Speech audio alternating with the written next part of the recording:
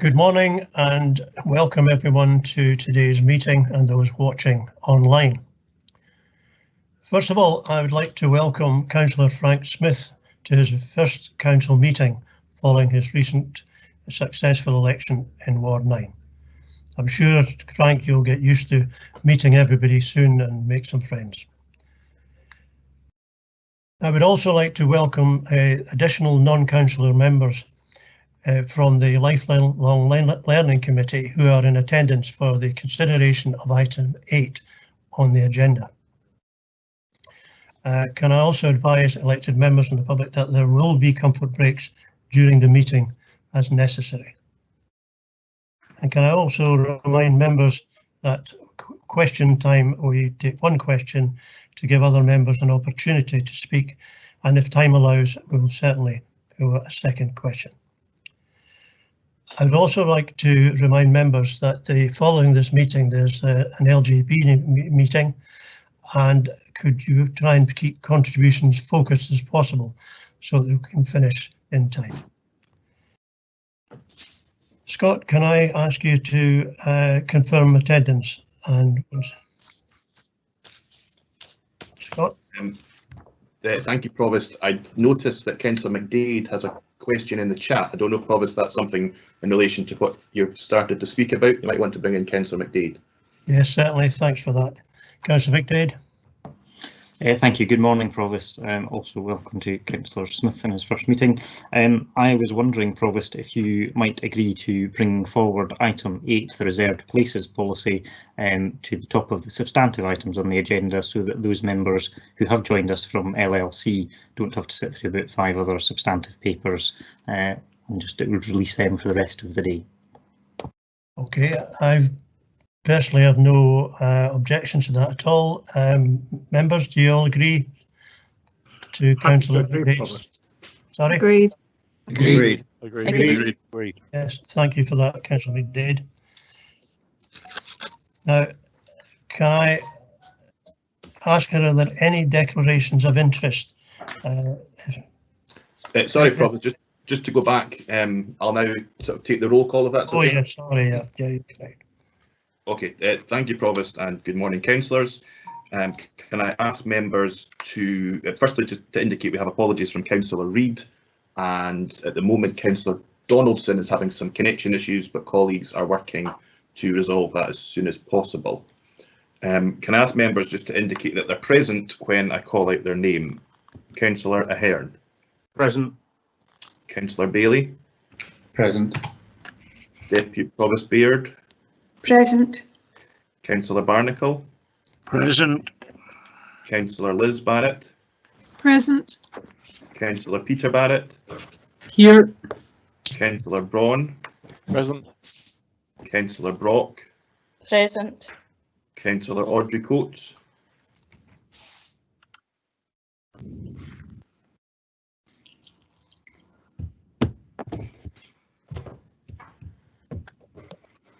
I'll come back to Councillor Coates. Councillor Harry Coates. I'll come back to both Councillor Coates. Councillor Donaldson. I don't think we have Councillor Donaldson yet. Councillor Drysdale. Present. Councillor Duff. Present. Councillor Forbes. Present. Right. Councillor Gray. Present. Councillor Illingworth. Present. Councillor James. Present. Councillor Jarvis.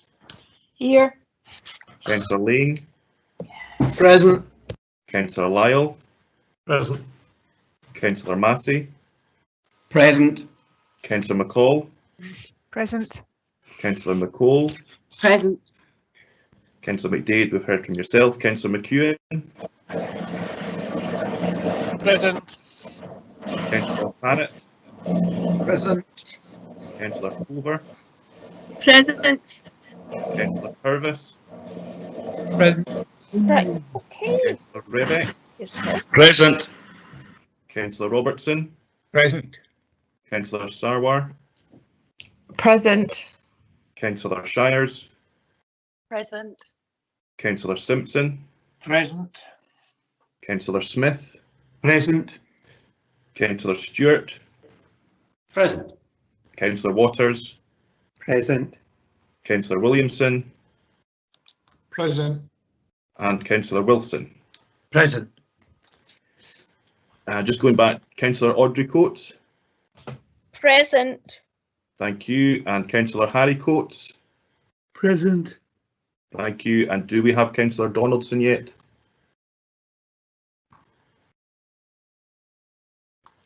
No, we're obviously still working on bringing Councillor Donaldson into the meeting.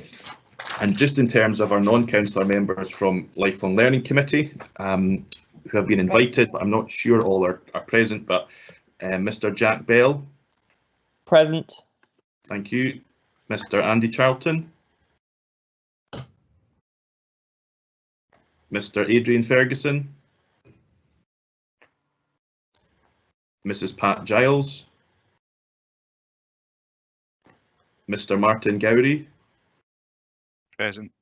Thank you. Mrs. Audrey McCauley. Mr. Dean McBride. Miss Teresa Moran. And Miss Carolyn Weston.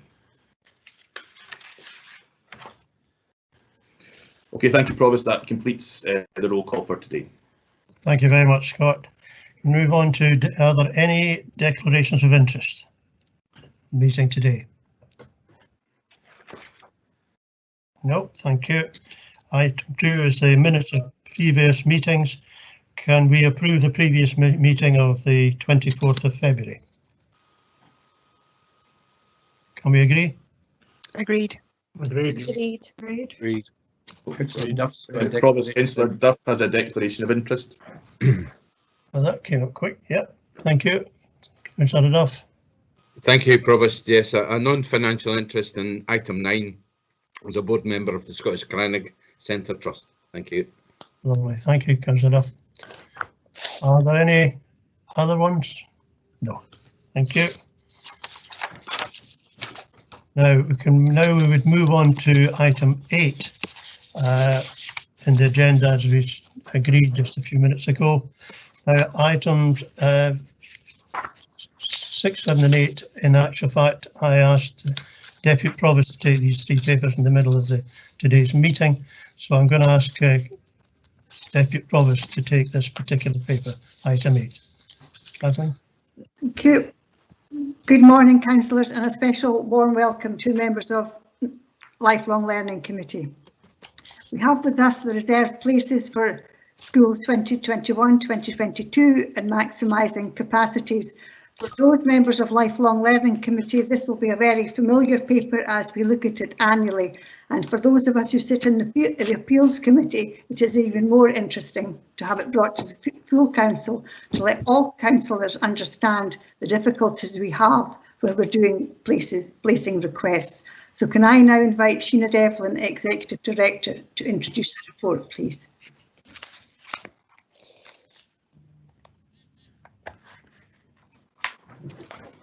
Good morning, and thank you very much, Deputy Provost, for that introduction.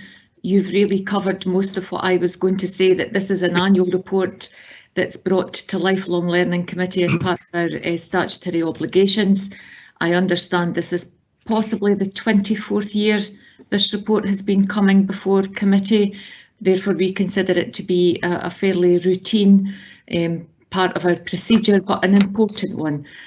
This is a report where we identify schools that require to have reserved places established in them to ensure that any new priority 1 families that move into schools areas are able to access their local primary school.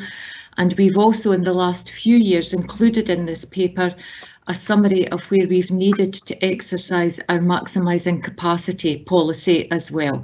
So both of those areas are covered in this one paper. Deputy Provost, either myself or more likely Karen Robertson will be able to answer any questions that any of the elected members or other members of Lifelong Learning Committee may have. Thank you very much.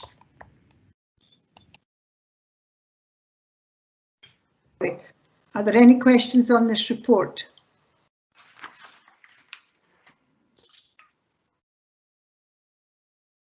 Councillor James. Thanks very much, Deputy Provost. It's a couple of, well, a question and a query, really. The table at the back, am I right in thinking, because there seems to be an awful lot of, or it seems to be like 3 sets of classes, if you like, but am I right in thinking that some of the classes are joins? So, for instance, we've got P1 to P7 and then P1 to P1, 3, 4 and so on. Is it because some schools have classes combined? And the other question that I have alongside that is that I noticed in paragraph 2.6, it mentions Bertha Park, which is in my ward. And whilst we plan to have a school, a new primary school built in the area, they're saying that children from Bertha Park will currently attend Ruthenfield and Pitcairn schools, which is absolutely brilliant. However, I have residents in Orchard Gardens, which the pupils from Bertha Park would have to actually physically pass their houses, yet they don't go to the Orchard Gardens. Children don't automatically fall in the catchment for Rutherfield. So my question, I suppose, is will the reserved places be reserved for those children in Orchard Gardens? Thank you very much. Sorry it was long-winded. Thank you very much. I think Sheena Devlin would like to answer the first part and Karen Robertson will do the second part. Thank you. Thank you, Deputy Provost. Councillor James, in relation to your question about the table at Appendix 1, different schools, depending on the number of pupils in them, will have different class configurations. So some schools will have what we call straight classes, so it might be P1, 2, 3, 4, 5, 6, 7 and no composite classes. Other schools may in fact only have composite classes, and those could be a P1, 2 or a primary 4, 5, 6 and 7 all in one. So that is the difference across the top is simply to delineate the different class structures within different sized schools. Thank you. Thanks. Karen, can I invite you to answer the second part, please? Thank you, Deputy Provost, and thank you, Councillor James, for your question. As you rightly pointed out, the arrangements that are in place for children, both at Bertha Park and at other new houses within the strategic sites to the north and northwest of Perth, these currently fall within the existing catchment areas for Ruthenfield Primary School and Bertha Park Primary School. You may be aware that Lifelong Learning Committee approved a report in January 2020, and the recommendations from that report approved a proposal to build a new primary school to provide capacity for pupils at the strategic sites at the preferred location of Bertha Park. But in addition to that, Education and Children's Services was tasked with preparing an options appraisal including informal consultation in relation to the catchment area for the new school and the future of Ruthenfield Primary School, and that work is due to commence after the Easter holidays. Therefore, until that work has been undertaken and we gather the views of affected parents in relation to what the potential new catchment areas may look like in the future, the existing catchment areas will remain in place. I appreciate the parents that you have referred to in your question currently reside very close to Ruthenfield Primary School but are not within the existing catchment area, and therefore the reserved places at Ruthenfield would not apply to these parents as the allocation of reserved places is solely for children who live within the existing catchment area. Thank you. Thank you very much, Karen. Thank you, Karen. Councillor Barnacle.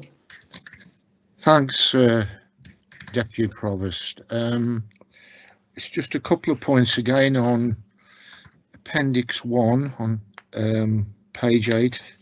I note that there's no mention of Cleash Primary School for reserved places. Is that an omission or are there none? And secondly, Kinross Primary School is the highest number of reserved places for primary and the second highest for the high school.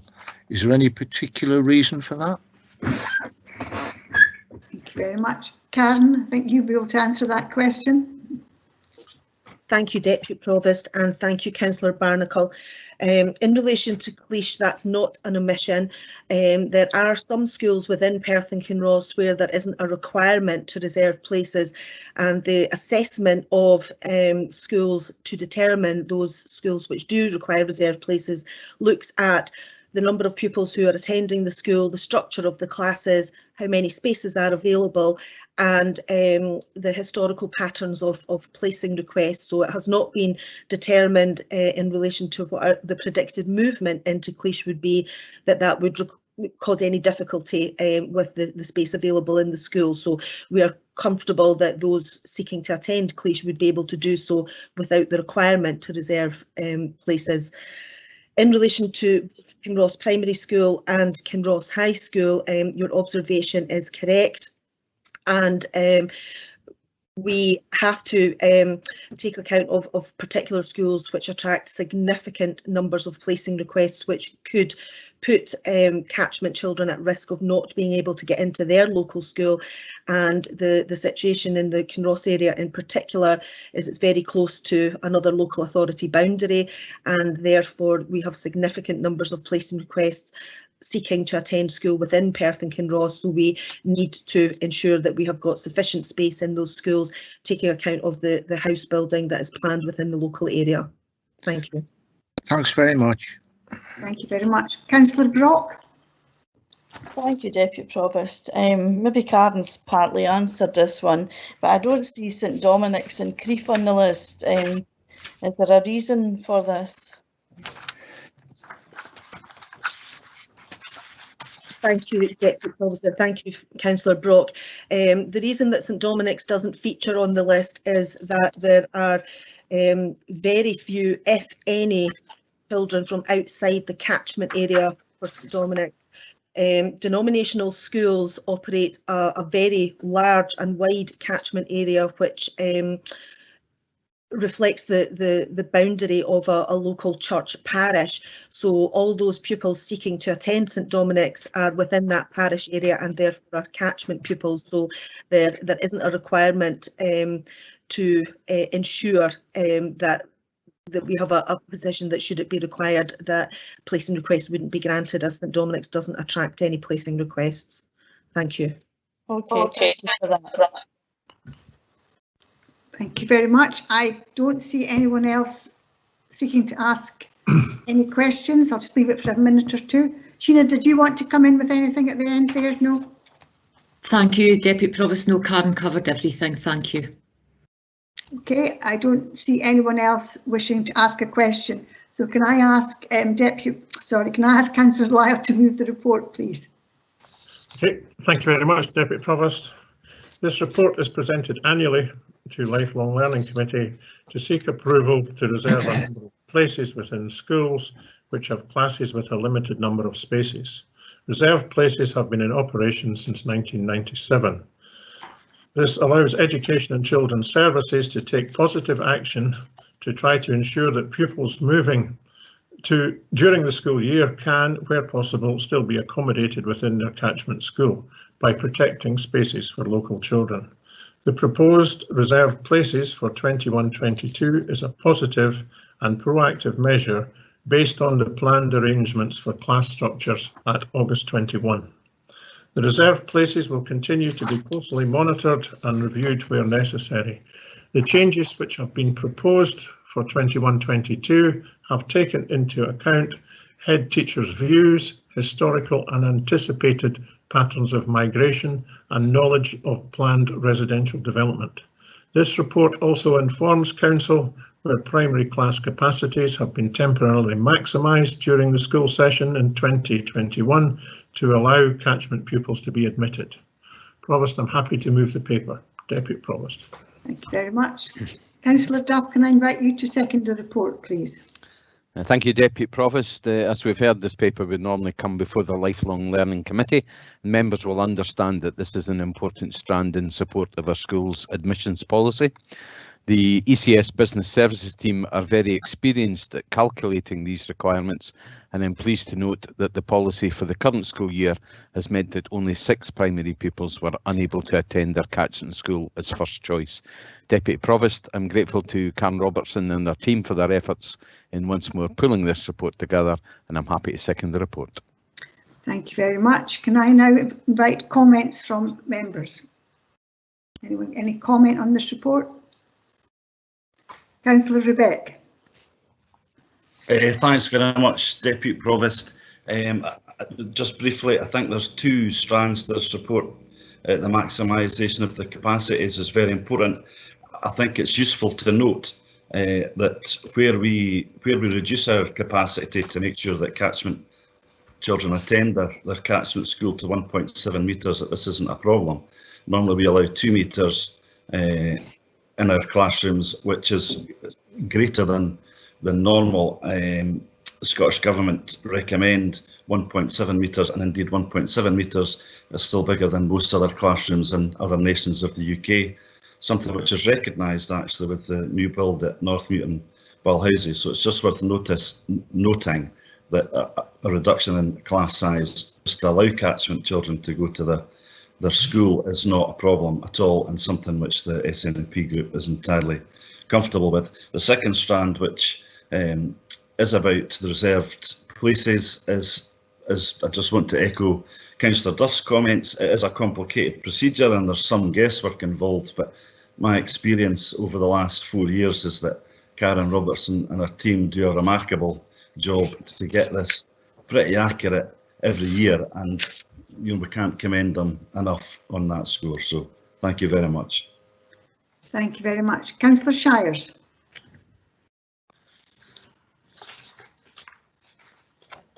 Thank you, Deputy Provost. Echoing most of Councillor Rebec's comments, actually, and just to thank officers for the considerable amount of work that goes into this. It's not a paper that just appears out of nowhere. There's a huge amount of knowledge, experience and consultation with our schools and communities that go on to pull that together. And I actually really welcome the fact that it has come to full council, because it affects every single ward, and it is an issue that we all become aware of, particularly at the points when people are making the applications for schools.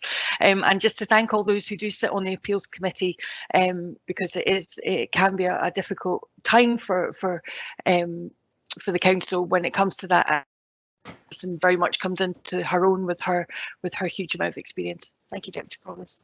Thank you. Councillor Purvis. Thank you, Deputy Provost. Just 2 points to make. The first one essentially echoes what Councillor Rebecca and Councillor Shires have said. I know that Karen Donaldson and her team are very experienced in this area, and it is a very difficult balancing act. And as someone like a number of other councillors who sit regularly on the appeals committee, we do need to be confident that there's a strong evidence basis for any of the decisions that are being made in terms of the reserved places when people are looking to get into schools that are not their catchment schools. And just secondly, on a more local matter, Karen Robertson and I had a number of meetings about this a number of years ago, because there seemed to be a perfect storm in Kinross because of, one, this has already been indicated, the proximity to other local authorities, but also to the fact that we're having significant house building in Kinross, and the need to ensure that anyone who moves into the catchment is still able to get a place at their local school. And I think that it's very welcome that there are a significant number of reserved places in both Kinross High School, the primary school, and to a lesser extent Millenthorpe Primary School. So just to say thank you again for that, both on a local issue, but also more widely across Perth and Kinross. Thank you.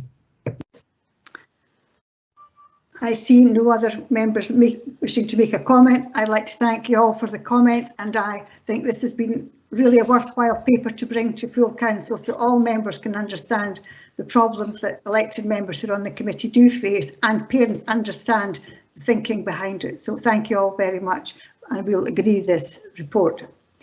We will now go back to item 2 on the agenda, agree the minutes, so I'll hand you back to Provost. Thank you.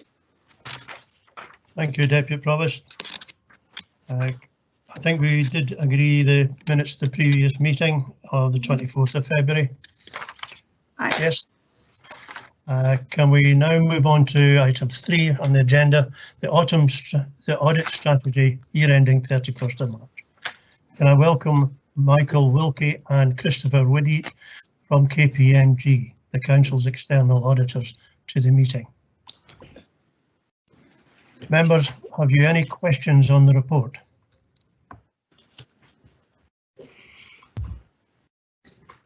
Councillor Wilson. Thank you, Provost. I'm on pages 15 and 17 of the council papers. I think that's pages 7 and 9 of the KPMG report. Since we're only allowed one question, Provost, I'll combine the thoughts on it. But materiality and risk are major features in this report, and I just wonder, given the volatility of both income and expenditure in the council that we've experienced this financial year and will to a degree experience next financial year, have they taken that into account in their review of materiality and the calculations thereafter, and also major risks? Thank you, Councillor. I would normally say a couple of words on our audit strategy and touch on materiality. We have taken it into consideration. The materiality has been set on a consistent basis with the prior year. That's as a percentage of expenditure, and the percentage is broadly similar. However, I have in effect rounded down, so previously 9.5 million for the council, reduced to 9 million this year, and that is in recognition of the fact that there is potential for increased volatility and for additional risk as a result of the unusual transactions which may arise. We also smooth the expenditure figure, which we use as the basis for the calculation, to remove things which we consider particularly volatile. So a good example of that is the fluctuation in property values, which we effectively remove the average movement so that we eliminate that fluctuation before doing the calculation.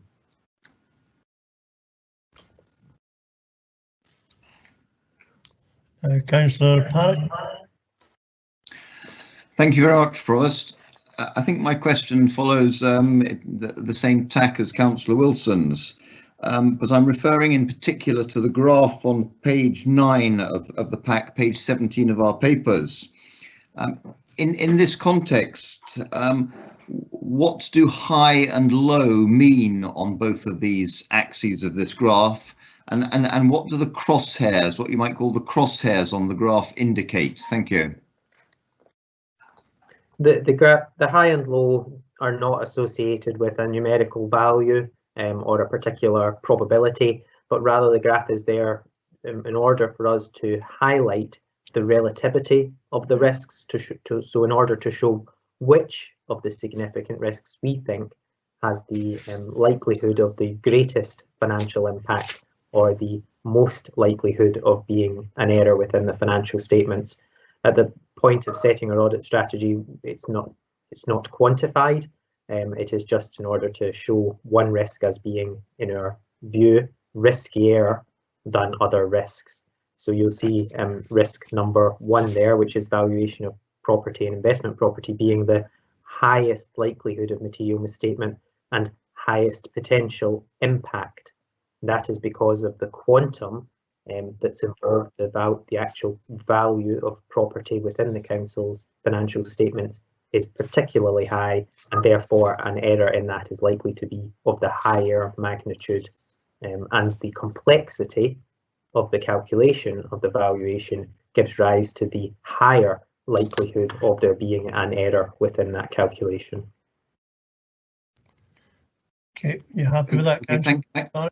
I was just going to say, does the dotted crosshairs indicate anything in particular? And am I right in thinking then, from what you say, that the positioning of the dots on the table is a matter of judgment then, as opposed to calculation? It's absolutely judgmental. It is subjective from my point of view, but is there in order to highlight what my consideration of the risk is as we set out the audit strategy. So going into the audit, what do I consider to be the higher or lower risks, and where will the focus of the audit be? And the crosshairs are effectively irrelevant. Okay, thank you. Thank you. Councillor Donaldson, please. Thank you, Provost. I've actually got two questions, but from what I'm hearing, and I regret I'm in late to the meeting, and thank IT for sorting things out. I'd like to turn, though, my main question is page 33, and it's on risk assessment, in particular on equalities, where it states as part of a 5-year best value cycle, equal opportunities is an area of focus for 2021. This area will consider how the council supports the drive towards equality, and then it sets out the audit approach. What I do want to ask the auditors is how they intend to go about this. Is it mainly going to be a focus on the equality impact assessments, on procedures, on protocols, on process, or will it go further? And I will probably have a follow-up question. Thank you, Councillor. Yes, to a large extent, it will focus on those compliance aspects. We will use Audit Scotland's template audit programme for the assessment of each of the best value areas. So in terms of equalities, we will use that as a starting point. We will remain alert to it throughout the audit. So in, for example, consideration of minutes and understanding judgments and how committees themselves have considered equalities. But to a large extent, it will be focused on that compliance aspect and, for example, review of equality impact assessments, yes. Then could I just follow up, Michael, to ask you? Is it a short one, Councillor Donaldson? Just we need to move on. Sorry? Is it a short one? Yes, it is. Okay. I just want to ask Michael, are we, are you going to look at the other areas of the council? An audit is obviously a sample approach. You can't cover everything, but even one or two specific areas to assess how the equalities policy is communicated to all employees of the council, or is it going to be much more high level stuff?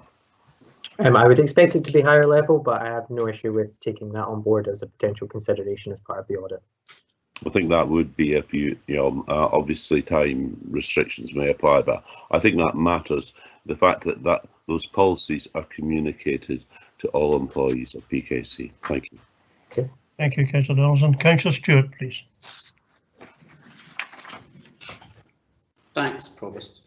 I may have missed it reading through, but in terms of how is audit conducted for external bodies where spend is undertaken on behalf of the council, other than the listed structures within the group financial statements in Appendix 6 or page 33 of the report or page 41 of our papers?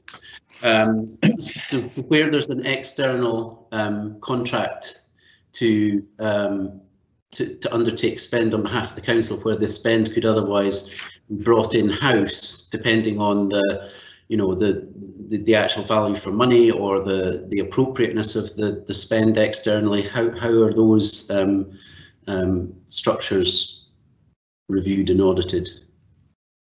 So ultimately, my appointment is responsibility for the audit of the financial statements, and therefore the focus is on the expenditure included in those financial statements, or which are included in those financial statements as a result of consolidation of group entities as set out in that structure diagram. So, for example, of TACTRAN, of the Joint Board of Charitable Funds. So therefore there is much less focus, if any, of my audit on spend which is incurred by other bodies, as you say, on behalf of the council, unless that expenditure is recorded within the council's financial statements. So if the council is making a payment to a provider to provide that service, then we would audit the payment potentially, where that is in the scope of our audit, or material. And that could include, for example, review of the procurement of that contract, but that would be on a sample basis. It is not an area where we specifically direct the audit in any way. Okay. Okay, thank you. Okay, thank you. Councillor Illingworth, please. Thank you, Provost. My question is about the COVID-19 related grants, which have totalled up to about £48 million over the last 12 months. At the bottom of the statement on our page 25, it says, due to the complexity, development of guidance and relative inexperience of administrating the schemes, there's a risk of error and fraud. Now, obviously, we all hope that error and fraud is zero, but if it isn't zero, what do you think would be a reasonable result? I'm not sure that's for me to comment. Ultimately, as an external auditor, we are not responsible for detecting all fraud and error. In fact, there's an appendix within a report that explains that, only material fraud and error. Therefore, I maybe just say that given that we've highlighted materiality of £9 million, it would be unlikely that my audit would be designed to detect any fraud or error in individual grant awards or applications. But I do accept that we have a responsibility to consider the Council's overarching arrangements for their administration. And a key focus of the audit will be the accounting for those schemes and how they've been administered. Okay, thank you. Thank you for that. Very much. Thank you for that. Now, there are no more questions. So can I ask Councillor Lyle to move the report? Yeah, thank you, Provost. I'd like to begin by thanking Mr Wilkie and Mr Windeat for our external auditors from KPMG for their attendance today and for introducing the report and answering the questions. Under normal circumstances, the annual audit strategy would be considered in detail by our audit committee. However, that is not currently possible. I do, however, welcome this opportunity for all elected members across the virtual chamber to hear our external auditors directly, and trust that you've found this session useful. The audit strategy sets out KPMG's approach to the 2021 annual audit process, and I very much welcome it. Provost, I'm happy to move the report. Thank you, Councillor Lyle. Councillor Duff, can you second the report, please? Yes, Provost, thank you. The presentation of today's audit strategy by KPMG is very welcome, as we've heard, and we know it will be a thorough examination of the Council's financial statements, and we look forward to receiving their annual audit report in September. Provost, I'm sure that none of us will underestimate the amount of work which the staff of KPMG and members of our own finance team will undertake between now and then, and I would like to thank them in advance, as I know they will move heaven and earth to deliver the audit report in line with the timescales published in the report. I'm happy to second the report. Thank you, Councillor Duff. Members, have you any comments on the report? Well, I've got one here, Councillor Drysdale. Thank you, Provost. Yeah, I did have one comment, and I have two comments to make. The first one would just be in relation to the point raised by Councillor Illingworth towards the end there. I would say that I fully understand the auditor's response, but I think from the Council's perspective, I would, as convener of audit committee, be supporting a zero tolerance approach to fraud, and that strong action be taken should any be identified.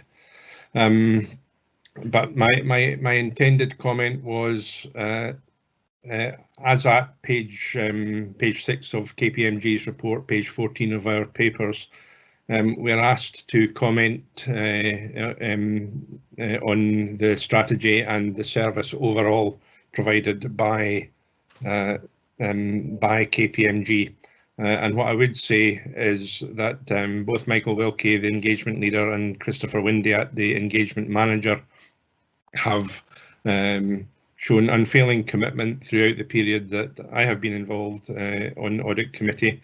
And I'd like to thank them for that. Their approach is collaborative with finance officials and with the audit committee, but also inquiring and challenging, and that's exactly how it should be. So as I say, I would like to thank them for their services to date, and no doubt that will continue for this audit coming up. Thank you. Thank you, Councillor Drysdale. Are there any other comments? No. Do we agree the report? Agreed. Agreed. Agreed. Members, can we go back to item 2, the minutes of the previous meeting? There was a very strong pause at the audit strategy one at the end, and it was the same when we had the approving the minutes of the council meeting of the 24th, and there was a pause and nobody said anything, so I took it was agreed. But I would like you to formally agree this paper. Agreed. Agreed. Agreed. Thank you. Now we move on to item 4 on the agenda, response to the COVID-19. Can I ask Interim Chief Executive Barbara Renton and other senior officers to provide a verbal update on the Council's outgoing response on the COVID-19 pandemic? Sorry, Provost, can I just go back to the end of the previous item? Councillor Jarvis has indicated an A in the chat, which usually is for amendment. Can maybe just clarify with Councillor Jarvis? When did that come in? Because I was watching that and we were actually agreed at the time. Okay, Councillor Jarvis. It was a bit Sorry, late. my chats must be reacting very slowly. That was me just agreeing because I couldn't find my. Okay, so you were just agreeing. Thank you. Yes. Okay. Interim Chief Executive Barbara Renton, please. Thank you, Provost, and good morning, councillors. This is the regular update from all services about work being undertaken, particularly as a result of the ongoing COVID pandemic. Before that, and given that it is kind of the end of session, the spring session, I would like to take the opportunity to thank all you elected members for your support over this very challenging last year. They have been difficult times for everyone, and our combined efforts have sought to ensure that we have collectively tried to do the very best for Perth and Kinross, working alongside our communities, demonstrating the Perth and Kinross offer in practice. I'd now like to ask Sheena Devlin to do the update for Education and Children's Services. Thank you. Thank you very much, Barbara. Thank you, Provost. I'll give a very brief update, if I may. From the 22nd of February, we saw all of our primary 1 to 3 pupils back at school full time, with some of our S4 to 6 pupils back. All primary 4 to 7 returned back to full-time education in schools from the 15th of March, and a number of pupils across S1 to 6 returned on a rotational basis at that same time. We are currently putting the plans in place for a full-time return of all pupils, nursery, primary, secondary and special, from after the Easter break. The Education Services team met with all head teachers on the 23rd of March to gather their views on our priorities for next year, and a group of us met with the Parent Council chairs on the 25th of March to gain their views, hearing about their experiences of both periods of home and remote learning and building on that for the future. In relation to SQA, all schools have focused on senior phase pupils accessing the school to ensure that they can complete any necessary learning in order to be prepared for their assessment of national qualifications later on next term. In terms of our staff and children services for children, young people and families, we have managed to continue to maintain at 100% contact with all children and young people and families whose children are on the Child Protection Register, which is a tremendous achievement given the COVID restrictions that we are operating under. We have not seen significant numbers of staff absence across any of our teams, although all teams have been very busy during this time. Lateral flow testing continues to be ongoing amongst staff and pupils in our schools, and we will be rolling that out to pupils in S1 to 3 after the Easter holidays, and likewise lateral flow testing is being offered to all social care and social work staff in Education and Children's Services too. We're continuing to make the necessary free school meal direct payments for secondary pupils until they're back at school full time, and payments for free school meals for those who are entitled because of eligible benefits will continue to receive those direct payments over the Easter holiday period. We're also paying a number of spring hardship payments to families who are entitled to that. In terms of criminal justice service, our unpaid work teams have been suspended since the 18th of January 2021, following on from a letter from the Chief Medical Officer.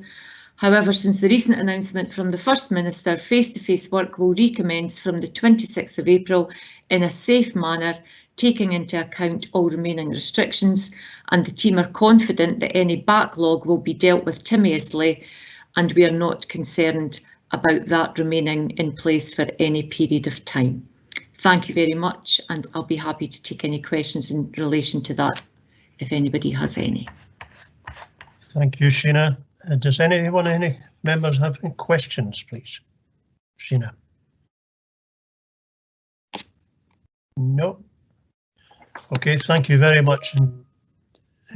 So it will now be Provost Claire Mailer for communities. Okay. Thank you, Provost. Staff within communities continue to undertake a wide range of activities, maintaining day-to-day service delivery and indeed responding to the additional COVID-related activity. As restrictions are starting to ease, service remobilisation plans are underway in line with government guidelines. The Economic Development team continue to assess and process grant applications to support local businesses, and to date nearly 62 million has been paid out. The Tourism and Place Investment team is working with businesses re the licensing and occupation of public space as restrictions start to ease. And our Regulatory Services team remain exceptionally busy with their normal work and indeed additional COVID-related activity. They've undertaken over 1,000 COVID interventions to local businesses and dealt with a further 1,000 responses to complaints from local residents and indeed elected members. During the pandemic, the number of incident management teams attended by the team has significantly increased from an annual average of 5 to 30 during the year that we've had. Additional funding received before Christmas has enabled 2 COVID officers to be recruited to support this crucial work. The Health and Safety team remain fully occupied, leading our Bronze Health and Safety group, supporting managers and teams with risk assessments, safe systems of work and general advice, guidance and information. They've also undertaken a number of unannounced site inspections to support our quality assurance arrangements and ensure continued compliance. The housing team continue to focus on emergency and urgent repairs and working on void properties. Our backlog of non-urgent repairs is increasing, and this will be our priority as soon as restrictions allow. Our year-to-date homeless figure is now sitting at 15% lower than last year due to a continued focus on support and homeless prevention activities. And we're continuing to work closely to support residents within the private sector and their landlords. New builds and buybacks have continued, and in fact we've got a number of new build units being handed over this week.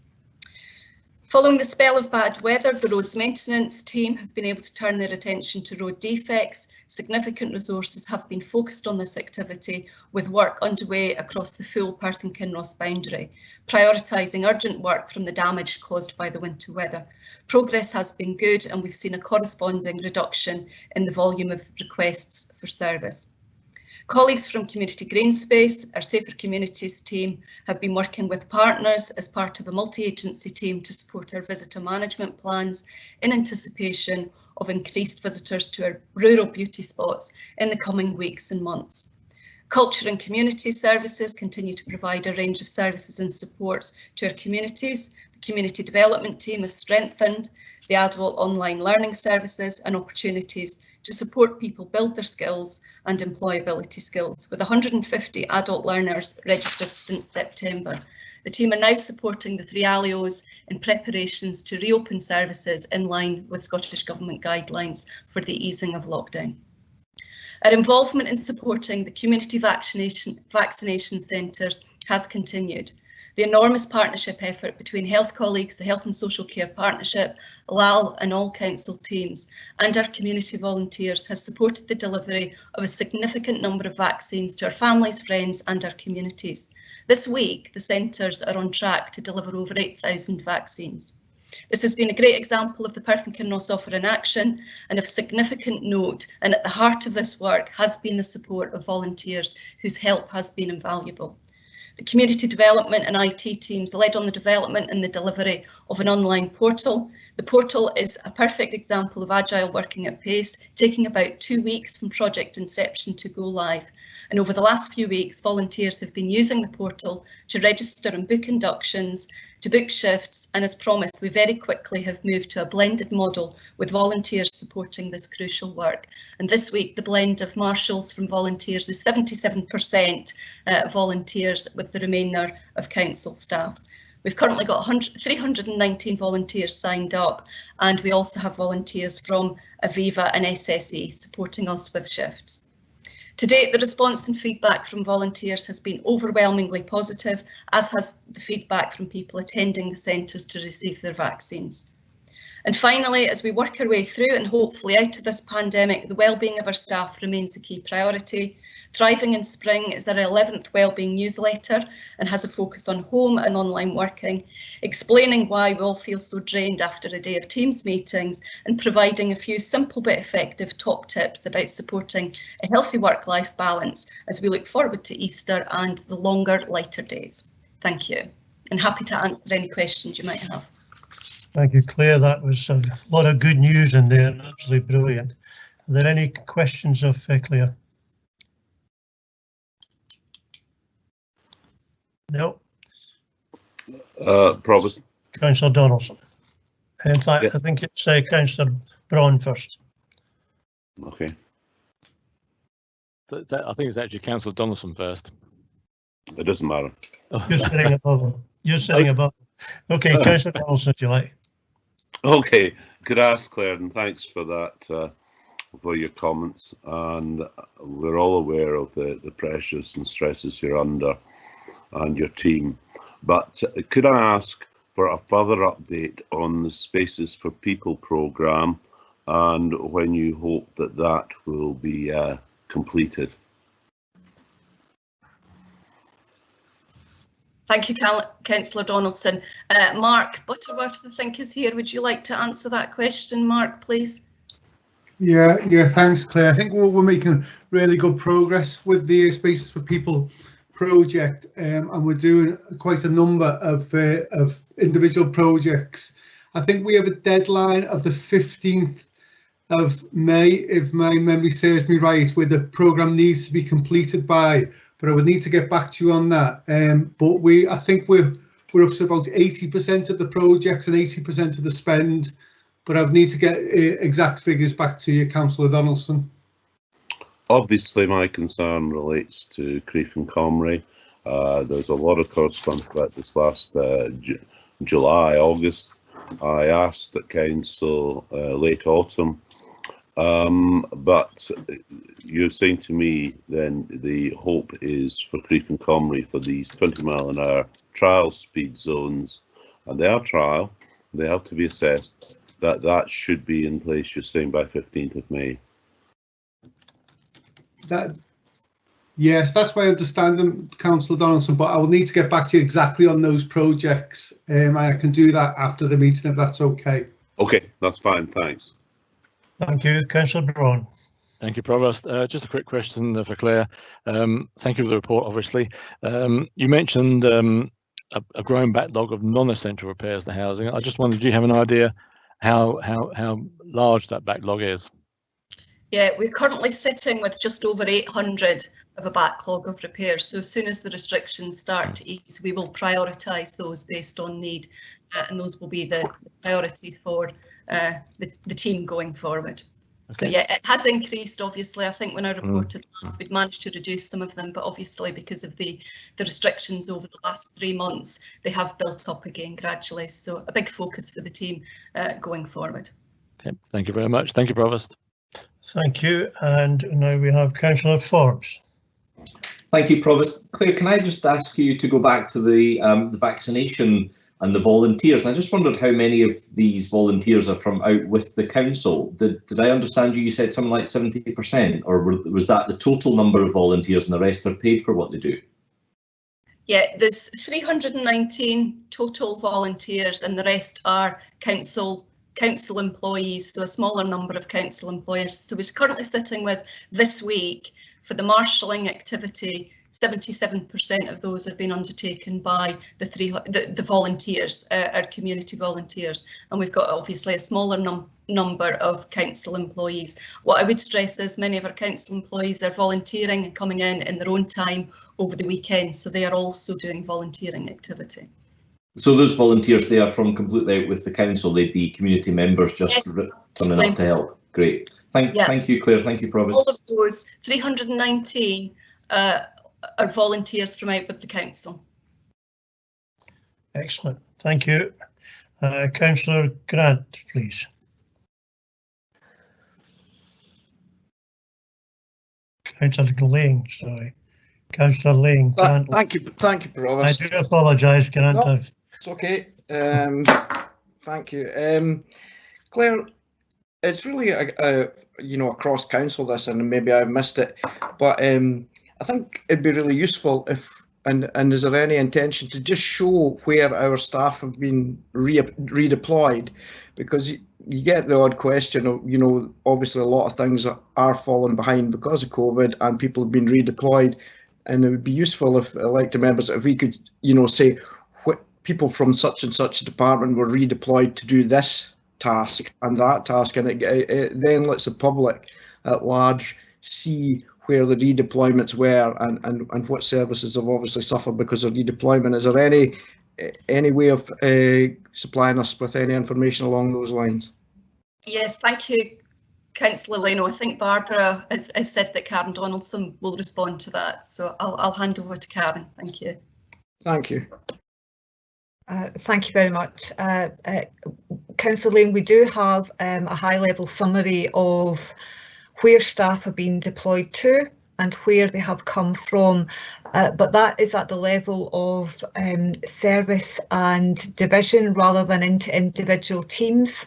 And it is very much a high-level overview because we do know that there are many staff within individual services whose tasks have been adjusted to focus on more COVID-related functions rather than normal or what would be regarded as business as usual. But to give you a very high level summary, what I would say is that staff from all parts of the council, all our main service areas, including the Health and Social Care Partnership Council, part of that, they have been volunteering and retasked to different parts of the service. In terms of council services, most staff have been redeployed to support home and residential care at various points over the last year, but they have also been redeployed to other areas where there has been requirement for additional staff because of increased volume of activity or other pressures within the staff groups. And certainly when it comes to supporting the community vaccination centres, again, these staff come from all across the council, all levels of the council, and have been very happy to either use their own time or to be released from their normal job to support that. So I'm not able to map that to where services may have been reduced because of retasking, but there's a managerial judgment that's made in terms of releasing staff to be focused on COVID-related duties. So I'm happy to look at how I could present that in a meaningful way, but hopefully that will give you a flavour of what's been happening at the moment.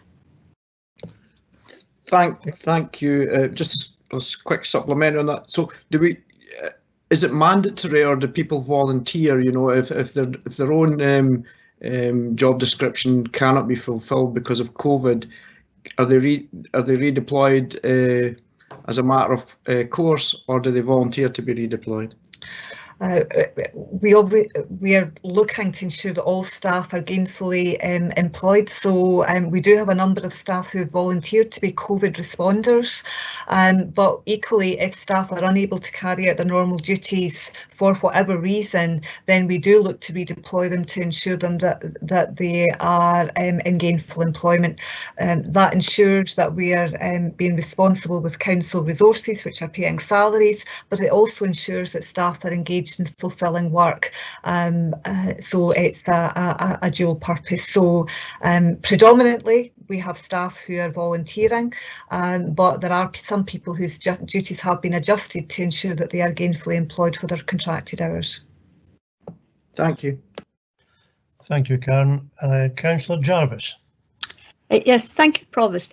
The 20 mile an hour schemes are being generally well accepted under the, and they're done under the COVID regulations, but it's starting to give rise to people requesting additional 20 mile an hour speed limits. How will they be dealt with? Will they be dealt with under the COVID regulations, or will they be considered as just general road safety requests? Thank you for your question, Councillor Jarvis. Mark, would you like to respond to that question? Yeah, thanks, Claire. I think Councillor Jarvis, I think we're up to about 61 20 mile an hour zones at the moment, which is quite a lot. And in addition to that, there are a number of other measures as part of that programme. So I think we're fully committed on that. In addition to that, we have a database, a road safety database with this. I think there's more than 600 potential road safety schemes on there, which a number of them are 20 mile an hour zones, and we will need to go through them one by one on a prioritisation basis. So I think any new requests will be considered as part of that process. Right, thank you. That just clarifies that. So they will be considered under general road safety and other matters. Okay, thank you. That's correct. And Councillor Barnacle, please. Yes, thanks, Provost. I had a report yesterday of what I assume was a volunteer group litter picking in the Gurney Bank area of my ward. But I'm assuming that the council give guidance to volunteer groups because they weren't wearing high-vis jackets and they're on a very busy road just south of Kinross. So it was just, what sort of guidance do the council give to voluntary groups? I mean, if they're not carrying out the appropriate, correct procedure by wearing such jackets, I mean, who's responsible there? Do the council have any responsibility where it's voluntary groups operating?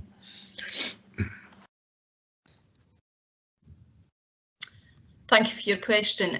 In terms of the volunteers, now Fiona Robertson might want to come in and sort of add to this. In terms of the volunteers that we are recruiting through the portal that I described to support the community vaccination centres, then obviously we've got a responsibility there to support them in terms of induction and training and high-vis jackets and whatnot, and give them the training. There is information available on the PKC website for wider community groups in terms of risk assessments, safe working practices, but Fiona, I think Fiona might want to come in and give you a bit more detail to respond to your particular point. Thanks, Fiona.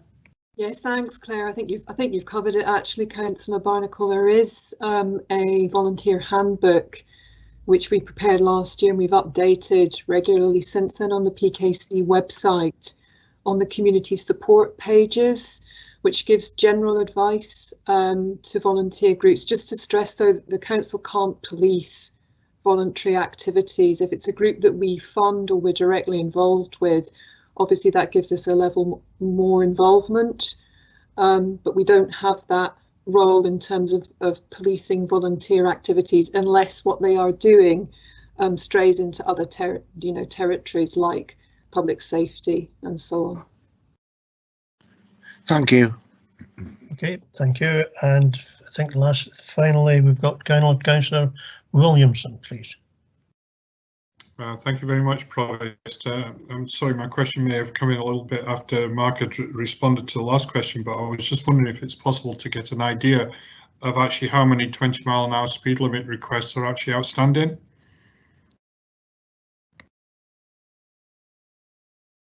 Mark, would you like to take that? Yeah, thanks, Provost. I couldn't give you that information at the moment. I would need to check that. But what I could say is that we've got, I think it's more than 600 requests for potential road safety projects. Many of them will be 20-mile-an-hour zones, but others will be different measures. But I can go back and try to provide further information on that, if that's okay. Yes, thank you very much, Mark.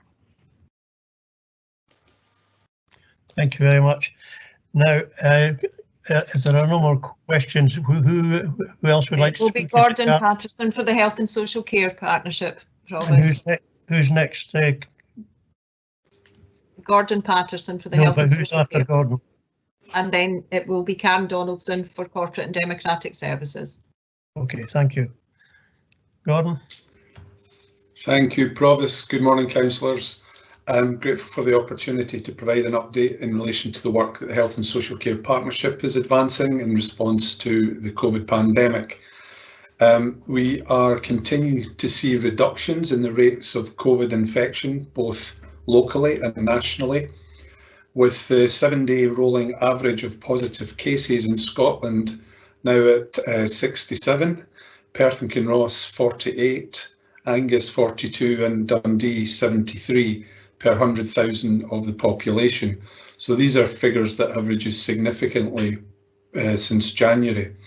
The Dundee figures, as members may well be aware, are perhaps a consequence or are indeed a consequence of a significant outbreak at Dundee University at the moment. So while these figures have reduced significantly, we do have a degree of concern or caution about the risk of possible increases, particularly if people become complacent after the vaccination, if people become relaxed around respecting the facts guidance, and potentially as a consequence of the relaxation of restrictions. So it remains really important that people are on their guard and are respecting the various pieces of guidance that have been issued.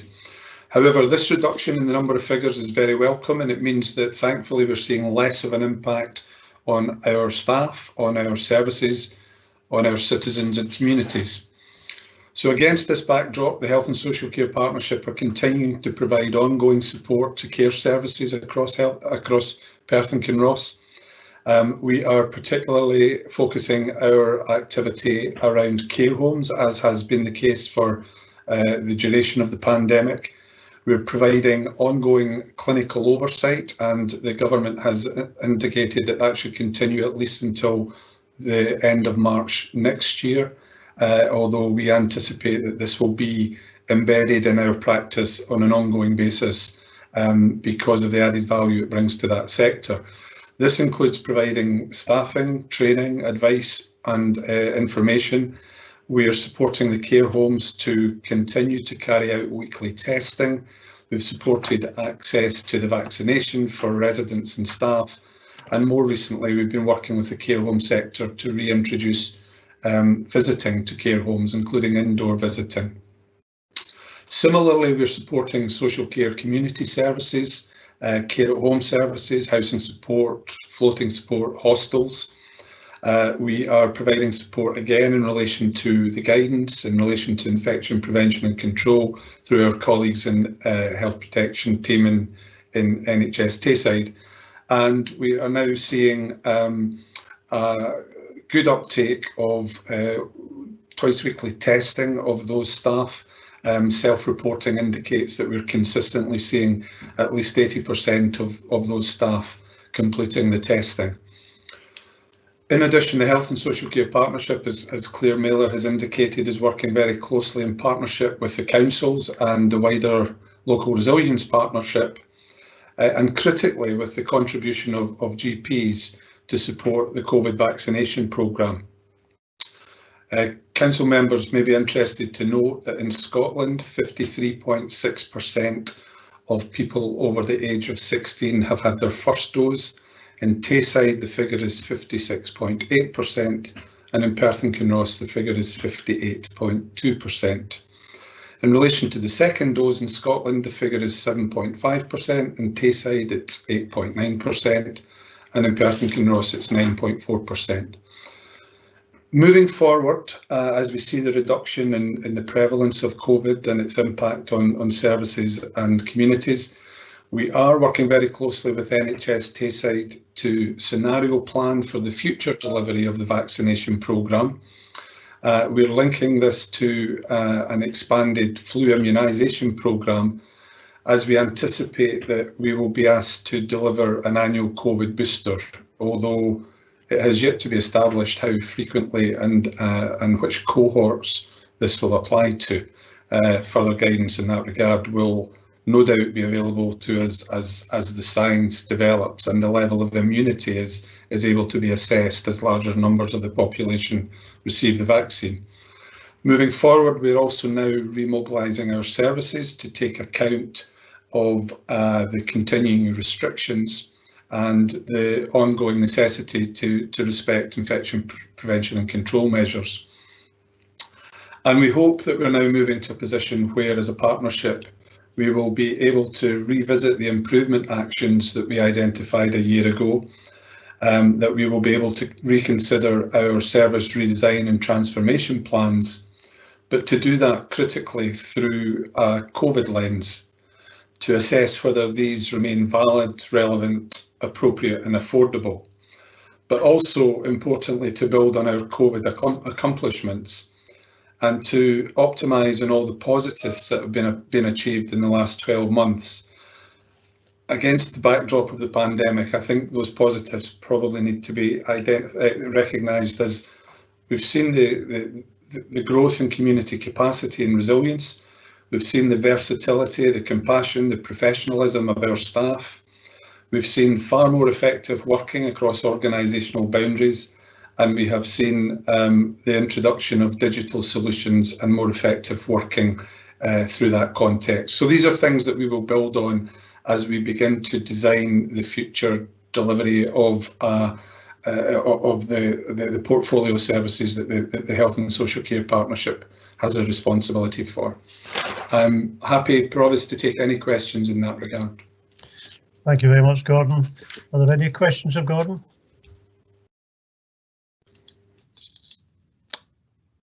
No question. Oh, here we are. Councillor Stewart. Yes, Councillor Stewart.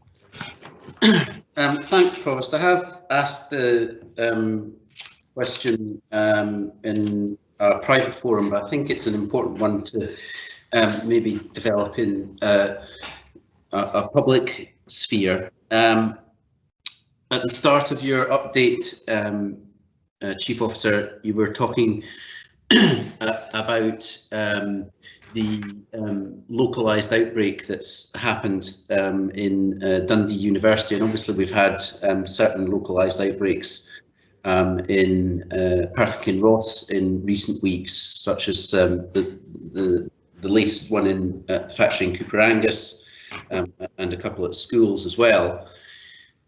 As we move forward in terms of coming out of lockdown and the reintroduction of a tier system, which I understand may be not by local authority but by larger areas, what discussions or representations have been made to the Scottish Government, either through COSLA or through some other channel, about presenting the figures and making determinations on increases or decreases in level, which exclude certain outbreaks? Because I think what we're recognising now is that large outbreaks such as the Dundee University one or the factory one can be very quick. Your question, Councillor Stewart, could you get to your question for Gordon?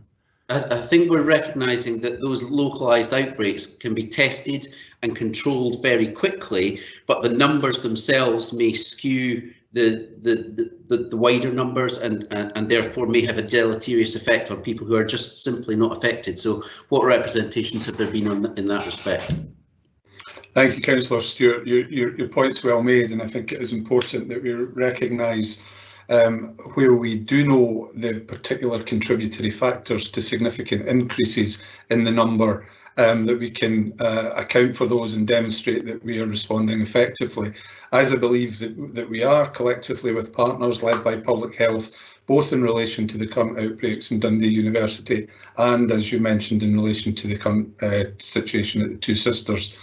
By way of assurance, I would advise that there continues to be a weekly meeting of the 3 Council Chief Executives, the 3 Health and Social Care Partnership Chief Officers, with the Chief Executive of NHS Tayside and the Director of Public Health, at which point consideration has been given to the current figures in anticipation that we will agree a collective position moving forward to inform the discussions with government about the tier system when it is reintroduced. And in that regard, we would want to obviously highlight that the figures in relation to Dundee are attributable in part or mostly attributable to the increase at the university, and similarly the Two Sisters in relation to the Perth and Kinross figures. And hopefully that can be used to inform a decision around which tier is going to be applied, and hopefully can be discounted as having a disproportionate impact on those figures, with the assurance that those particular situations are the subject of rigorous incident management consideration. So those weekly meetings have continued throughout the pandemic, even during the period of lockdown when tiers haven't actively been considered. But as we know, the tier system is likely to be reintroduced from the 26th of April. So it will be absolutely important that those representations, as you've suggested, are made appropriately to government. Thanks very much. Okay. Thank you very much. And Councillor Williamson, please. Thank you, Provost. My question comes in 2 parts. The first part is about the number of people who are currently sat in hospitals waiting on care packages, and have we seen a significant increase in those numbers? And then going on from that, when they do get the care packages, people will be relying on their relatives, I imagine, for injections or the COVID vaccination. And if they're not on the list, from personal experience, my wife had to go to Forfar the other day to go and get her vaccination. And I was just wondering if there's any way of reviewing this so that people don't have to travel long distances if they need to try and get their care package put in, you know, not the care package, but the vaccination. Thank you, Councillor Williamson. Let me first deal with the question around people who are awaiting discharge from hospital. The performance in Perth and Kinross in relation to delayed discharge improved significantly at the start of the pandemic, when we mobilised a range of services in order to redouble our efforts to ensure that people could be discharged from hospital safely and effectively as quickly as possible. This was done through the introduction of 7-day working, through the introduction of more clinical oversight in and around the hospital, through the expansion of some of the care packages and services that were available. So we're currently in a position where the performance in relation to delayed discharge across Perth and Kinross, probably for the duration of the last 12 months, has been better than it has ever been, and that continues to be the case. There are sometimes some challenges where care homes are closed, or where we've seen, certainly in January, an impact on the numbers of care staff who are having to self-isolate, which can affect discharge, but we're currently in a very strong position. That means that people are getting care packages and that people are being supported at home, and that carers are getting respite, and that there are opportunities for people who, as carers, had stepped in to take on more of a caring role, to step back from that as services remobilise.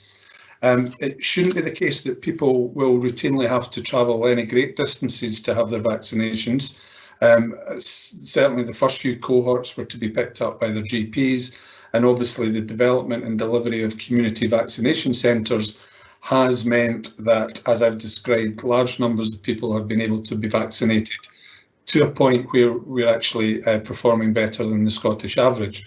Probably useful for you to direct any individual people who have concerns in that regard to myself, and I can pick that up with my colleagues who are leading in this and seek to ensure that the access to the vaccine can be facilitated as long as people fall within the relevant cohorts. And I'm happy to have that conversation offline, Councillor Williamson.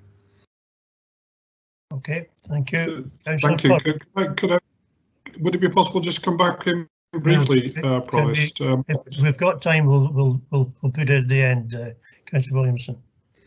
You allowed everybody else to come back in. You've allowed other people to come back in. Is it a short one, because we've got quite a bit to Yes, it is. Yes, it is. I was just wondering if I could get the average time for when care package it's taking for care packages to be put in place. So I don't have the details in terms of the average time. I mean, the focus that we give to delayed discharges, to people whose discharge is delayed from hospital, really does us a considerable disservice, because so many people are discharged without a delay. So it would be important to reflect the fact that very many people, the majority of people, are able to be supported to be discharged from hospital back to home or back to care homes at the point when they are medically fit for discharge. At any point, we might have a dozen and a half people who are delayed, but some of those people might only be delayed for a day or a couple of days.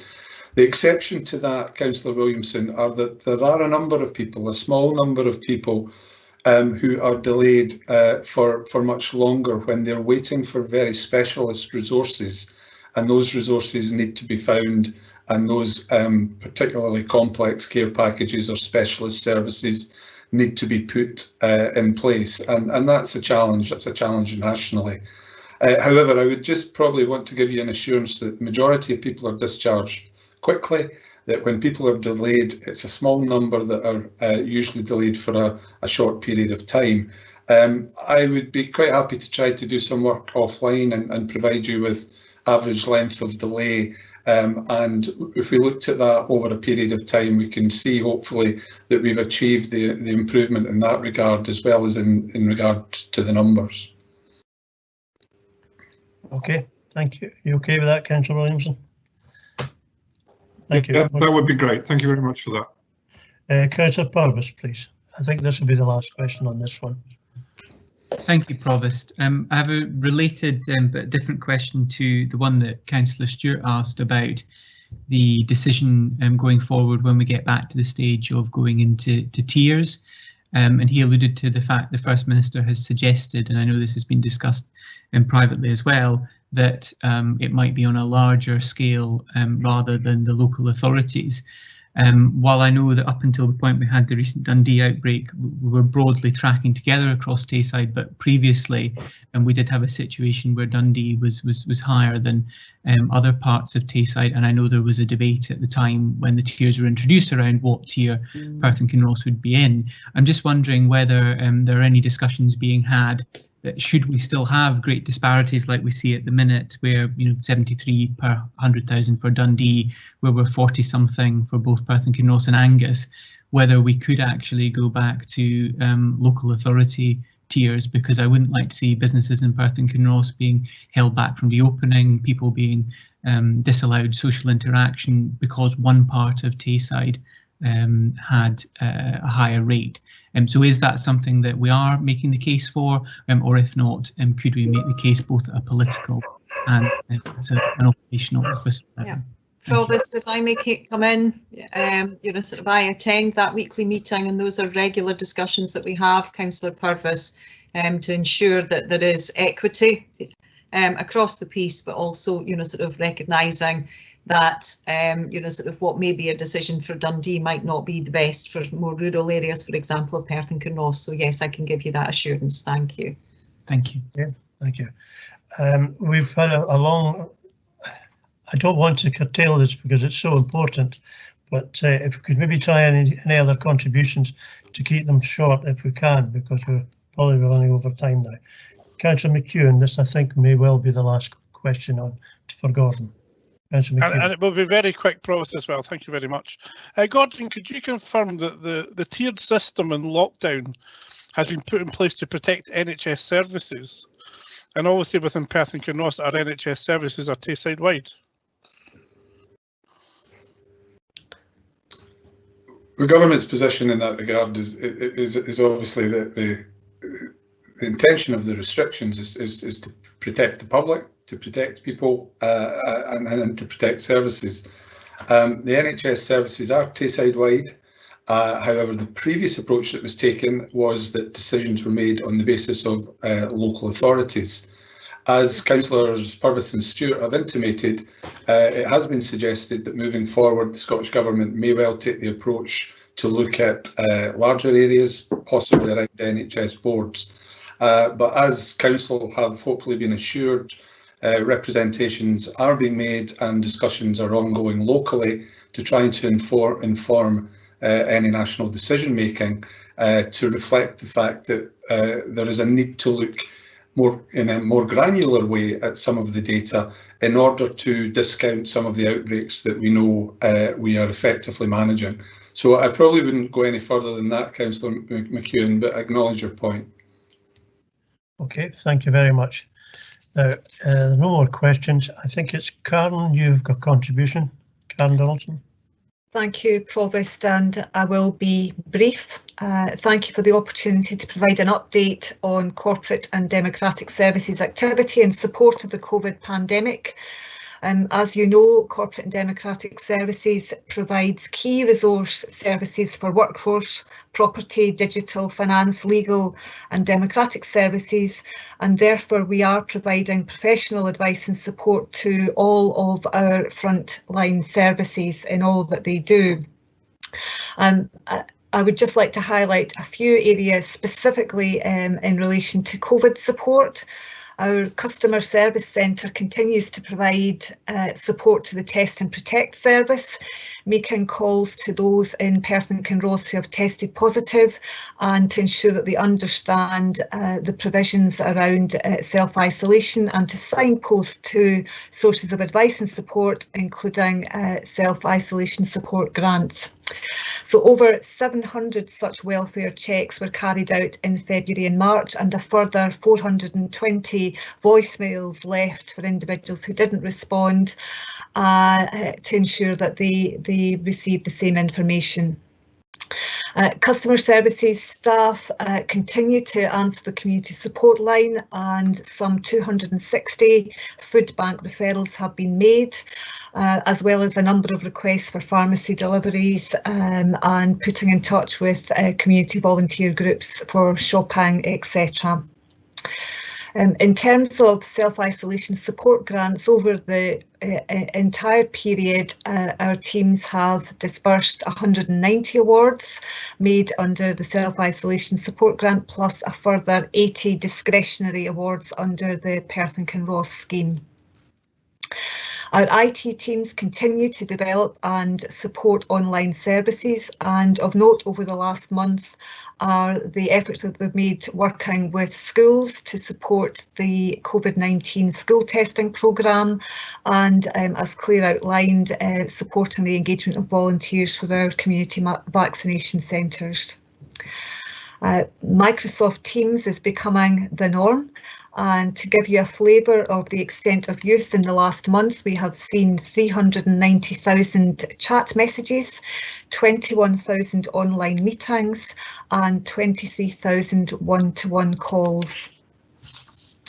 In terms of our legal teams, they are continuing to provide essential legal advice on COVID matters and providing advice for vulnerable people in both education and children's services and the Health and Social Care Partnership.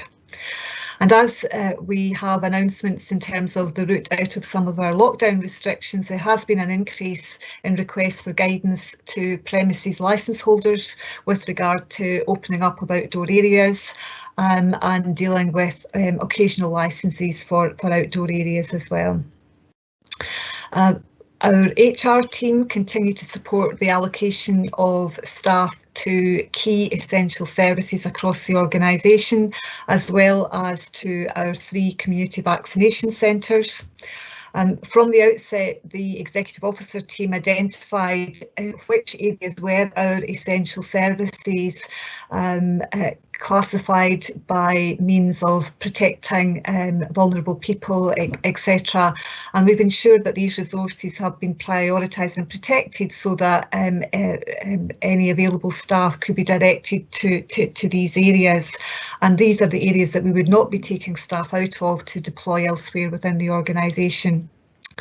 So we've had 40 staff deployed to various roles across the council, and at various points we've had up to 326 staff available to be deployed to shifts within the community vaccination centres. Now clearly, as we have shifted to a blended model using our community volunteers, that need will diminish, but our staff are available to be called upon should that be required. Our property teams are continuing to support the safe operation of schools and other operational premises, and have also been key to supporting our community vaccination centres. And our finance teams have been continuing to support the processing administration of all grants, and liaison with Scottish Government and COSLA in terms of grant awards and administration of payments. And just to end on a positive note, we have talked about business as usual, and it would be remiss of me not to note the collective efforts of teams across the council in terms of the Creative Exchange in Perth, who were awarded the Regeneration Project of the Year in the Scottish Property Awards.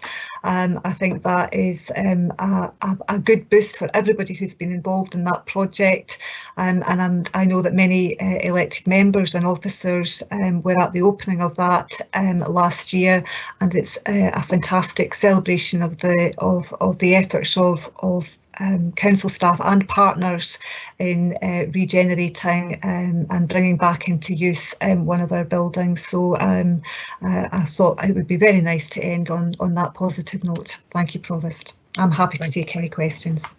Thank you, Karen. That's very informative. Are there any questions? No questions of Karen. Right, Councillor McCall had asked earlier on to have a comment, so I'm going to allow a comment at the moment. Councillor McCall? Yes, thank you, Provost.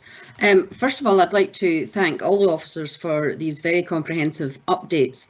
However, I think there's an awful lot of information included in these that are quite important, even by the questions that are raised as evidence of that.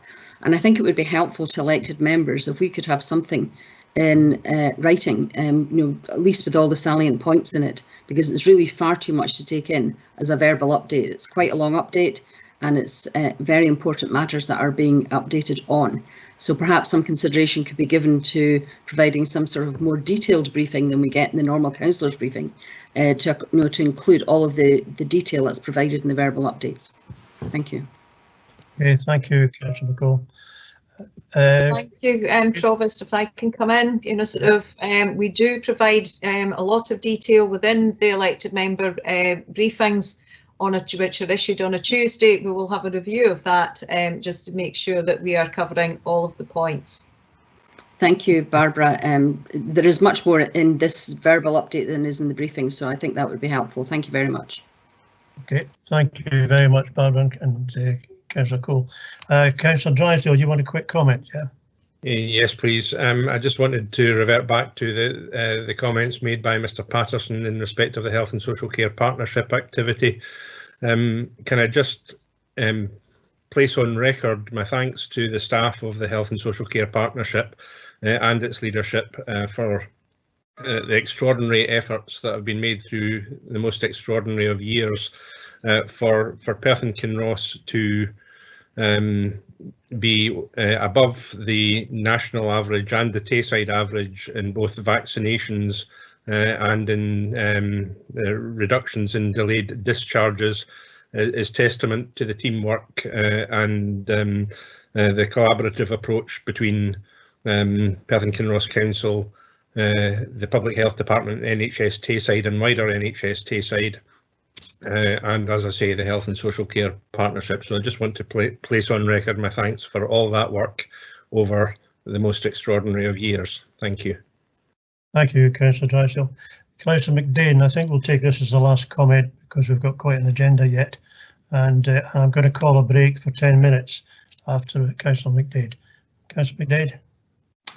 Thank you, Provost, and really just wanting to echo a lot of what Councillor Drysdale actually just said in terms of significant thanks to those running the community vaccination centres, volunteers in particular, who are taking pressure off council staff. And I think just to note, coming back to the points that were being discussed earlier by Councillor Stewart, Purvis and McEwen, that obviously that significant vaccination effort that is underway across Scotland and the UK is suppressing numbers of serious illness and hospital admissions to the point where hopefully we are all aspiring to a state where we are not going to have any sort of levels or any sort of restrictions, because the virus will be manageable and controllable in a normal fashion, and that we hope to be reaching that point very soon. So hopefully we will all be in a situation where businesses and communities will not be facing these restrictions for much longer.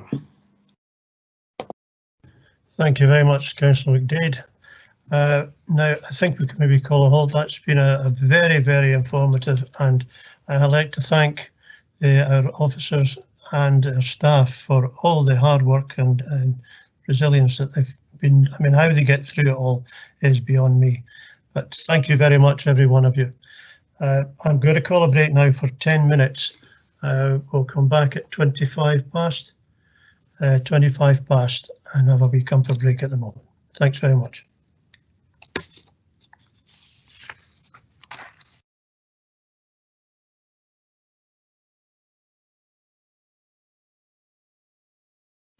I beg your pardon, I was on mute. I just want to say thank you for everybody, their contributions, and also the fact that we're going to call it a 10-minute break now. Thank you.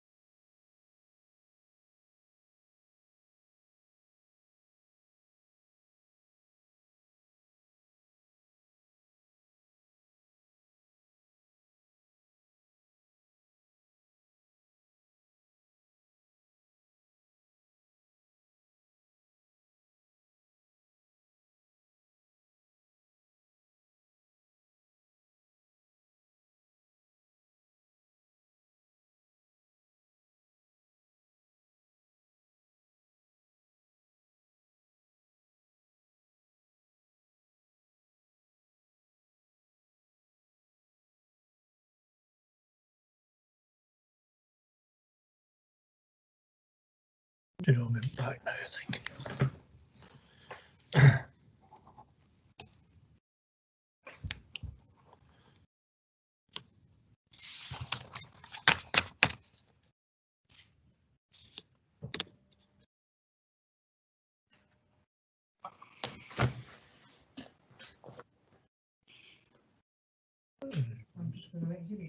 Oh.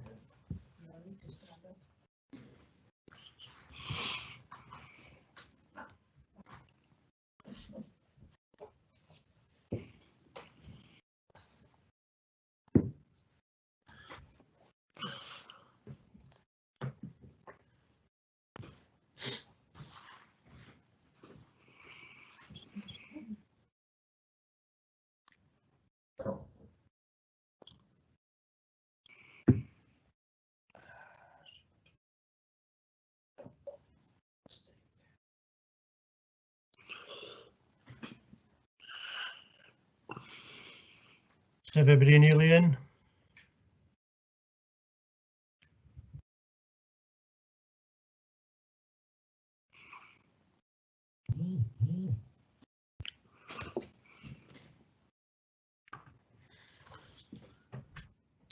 Right, it's 11:25. Is everybody here? I think everybody stayed online, Provost, so I would just continue. Okay, that's fine. That's just, I might have been in the loo or something. Okay, we'll just get started then. Now, members, we're back to now, or not back to, we're going to continue on paper 5, the review of decision-making and communication arrangements. Can I ask Karen Donaldson, Chief Operating Officer, to introduce the report? Thank you, Provost. I have a brief introduction to the report before you this morning. In January, the Council agreed to a number of adjustments to maintain elected member decision-making and scrutiny while freeing up officer capacity to focus on the response to the pandemic and maintaining essential services. As we start to see a way forward out of the lockdown restrictions, it's time to review these interim arrangements as we start again to focus on recovery and renewal. The report recommends a return to a normal timetable of committee meetings commencing after the Easter recess on Monday the 19th of April, and Appendix 1 to the report reflects the timetable to June 2021 as approved by Council in December of last year, with minor adjustments to dates for common good committees. I would like to highlight one further change to the date of the Audit Committee, which has been agreed with the convener of the Audit Committee, and that is in respect of the June meeting of the Audit Committee, which it's proposed that now takes place on Monday the 21st of June rather than the 8th of June. A finalised timetable will be published and shared with all to reflect the final decisions of Council today. So the report also recommends the resumption of member officer working groups and the previous arrangements for meetings with political group leaders. It also highlights work on the potential use of hybrid meetings for council business, enabling members to participate simultaneously in democratic decision making, whether in the chamber or at another location. A draft timetable of meetings through to December 2021 will be prepared for your consideration at the next council meeting on the 21st of April. And finally, members will have the opportunity to review and scrutinise annual performance reports and business improvement plans after the summer recess. I'm happy to take any questions you may have. Thank you.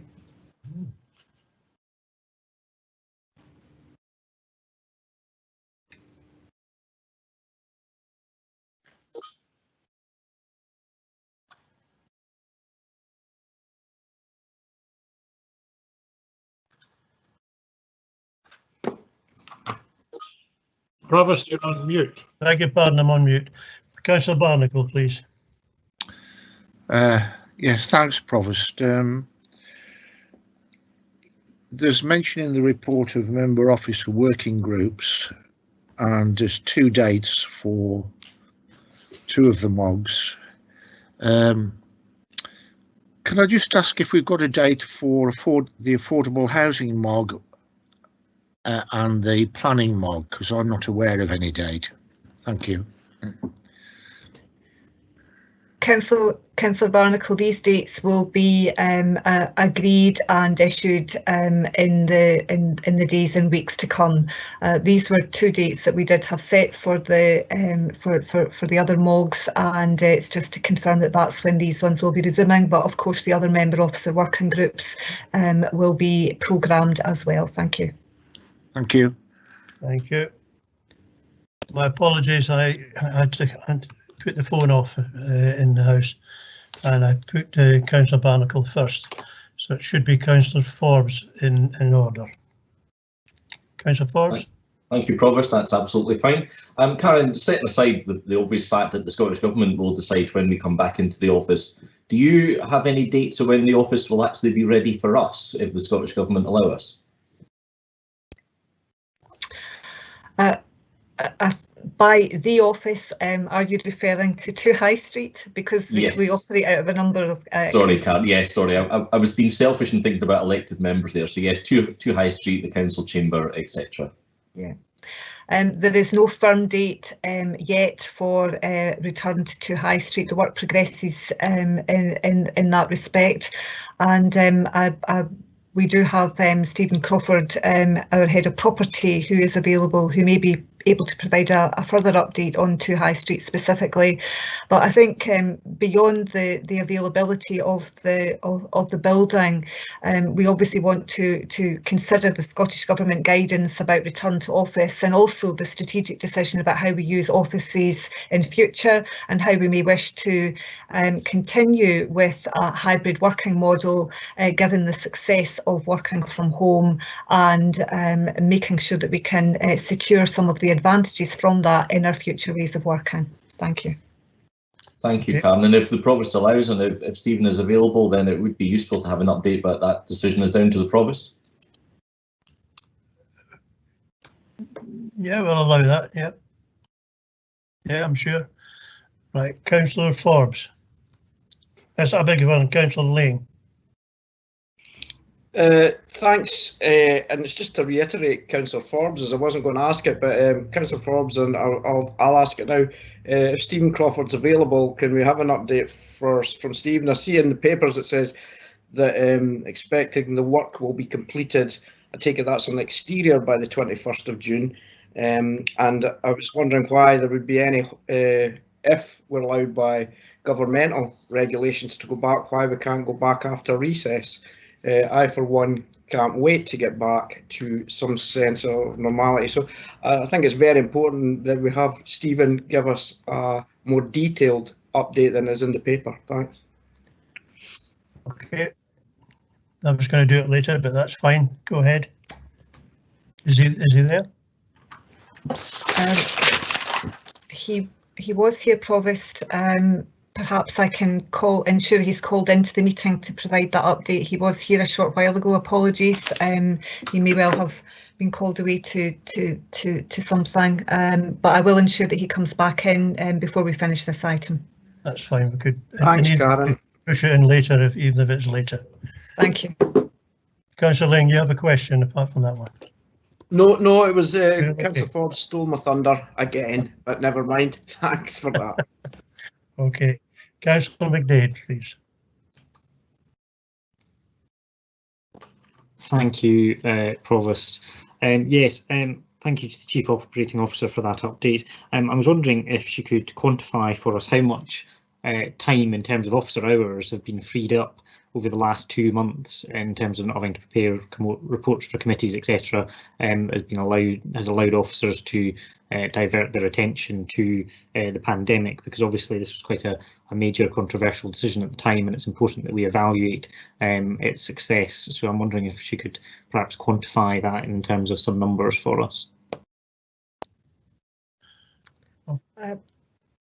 We haven't taken the time to quantify the numbers, Councillor McDade, but clearly in not having to prepare reports and do all the research and preparations for committee meetings that have been cancelled, that has definitely freed up time and resource, along with the other recommendations or the other decisions that were taken back in January, but I don't have a figure on that. Okay. Thank you. I see Stephen Crawford is now in the meeting. Can I ask a follow-up question, please, Provost? Yeah, quick supplementary. We're only having one question. We can take it at the end, Councillor Zander. Councillor McCabe. Sorry, I'm getting mixed up now. Is Stephen there to take that? Yes. Councillor Forbes. Yes, Councillor, Provost, I'm here now. Sorry, Councillor Forbes, I didn't hear the question. No, sorry, thank you, Stephen, and sorry to land this on you. I was accepting the fact that the Scottish Government will ultimately decide if we're allowed back into 2 High Street, but I was just wondering what the state of the building was. So in terms of the practicalities of us getting back, even when we were allowed to, and I wondered if we could get a quick update, and the Provost has agreed to have that update. So if you're able to do it, I'd be very grateful. Certainly I can do that. In August 2020 we had a major leak at the roof, which meant that the 4th, 3rd, 2nd, 1st floor and the chambers were affected. We've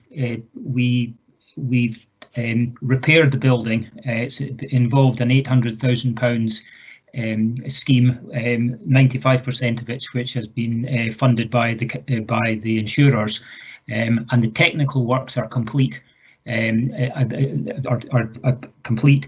Where we're not complete is in the chamber, because at the moment we are just testing the IT and the AVM and the audiovisual system, because it's our aspiration to future-proof the chambers for potentially hybrid meetings going forward. So technically, I'm not going to relay the carpets and the ceiling until all the IT is in place and tested. I hope to think that we would be in a position in probably July to have all of the works complete. Thank you very much for that, Stephen, and sorry to drop it on you at short notice. Yeah. Okay, thank you. Councillor McCall. Thank you, Provost. My question is around the Governance Member Officer Working Group considering hybrid working going forward. And while I think that is the correct place for it to be considered, I would like to ask what arrangements are being made to consult with the entire councillor group, because there is a lot of varied views on both return to the office full-time or part-time, and indeed in hybrid working. Personally, I'm all in favour of hybrid working, and I'm more than happy working from home, but I know that's not the case for everybody, so I think it's important that all councillors are consulted in some way or another, and perhaps the outcome of that consultation could be considered by the Member Officer Working Group. So if someone can explain to me how they intend to carry out that type of engagement with the elected members, that would be helpful. Councillor McCall, there will be a consultation with staff, trade unions and elected members in terms of future ways of working, and the extent to which we use working from home, remote working in future. That will be a longer term piece of work. The reason that I flagged hybrid meetings being an issue for the Member Officer Working Group was given some of the potential scenarios in terms of physical distancing. We're unclear yet as to whether physical distancing will still be required on return to the offices, in which case, if for the council chamber, then we may have to use some form of hybrid working if we are to use the chamber while those restrictions are in place.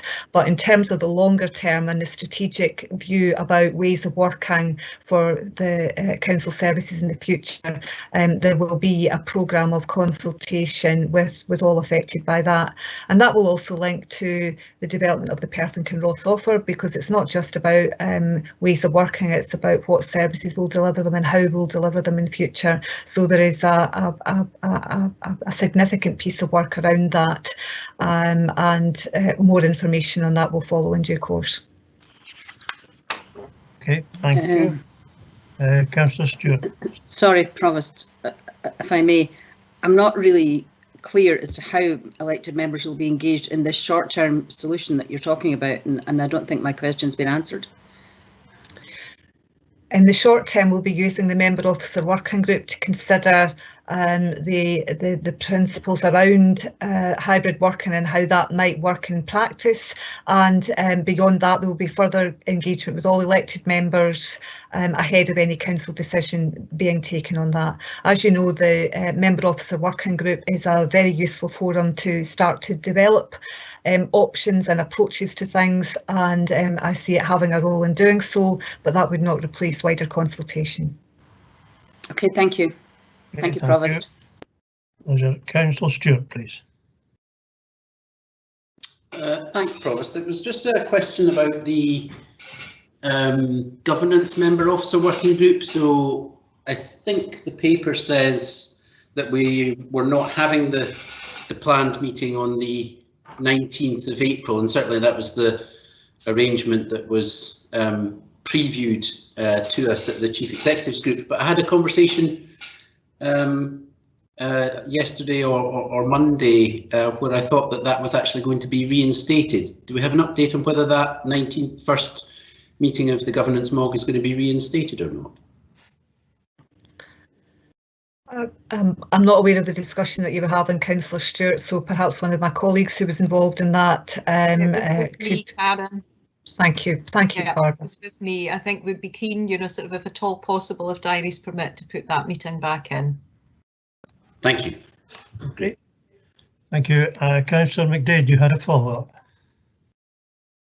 Thank you, Provost. Yes, just to follow up, Chief Operating Officer, will you mentioned that obviously officers haven't had to prepare some reports, although obviously a lot have come to full council meetings instead.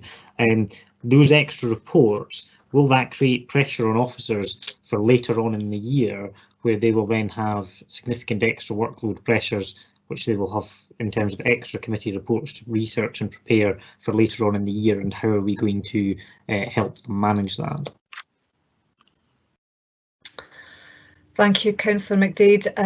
I think that some information that would otherwise have been coming to council would be rolled up into future reports. So I think that officers are well equipped to kind of manage the business in terms of volume of committee reports, and I'm not anticipating having to have extra committees, but thank you very much for that offer of support. We will consider within the executive officer team what other support you may be able to provide. Thank you. Okay, thank you. Now I'll allow one more follow-up, which is Councillor Barnacle. Thanks, Provost. It's really prompted by what Stephen Crawford said about 2 High Street being ready in July. If we look at paragraph 313, it notes the summer recess between the 5th of July and the 13th of August. That suggests to me that the office should open on the 14th of August, or as near as possible to that date. I'm just sort of putting that forward as a response to what Stephen Crawford said. I'd like to know what he thinks about that.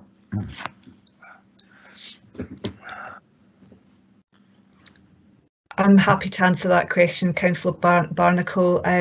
Clearly, the availability of the office is one thing.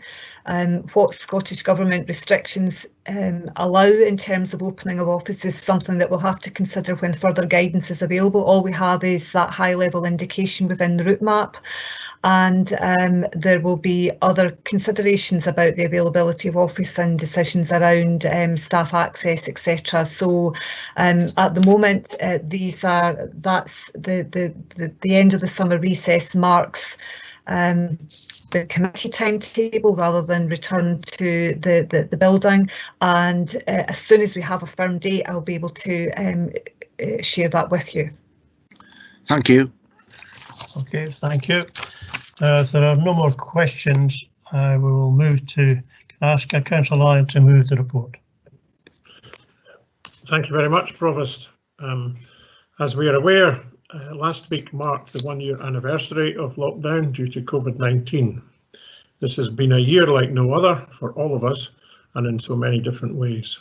The Council's response to the pandemic and its effects on people, on communities, it continues to evolve, and we need to be agile in our approach.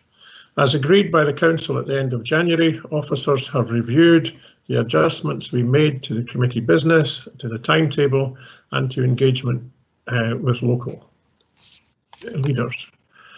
The adjustments have served their purpose in maintaining political decision making and oversight while freeing up officer capacity to focus on the demands of the ongoing pandemic, which have been outlined verbally to the Council earlier today.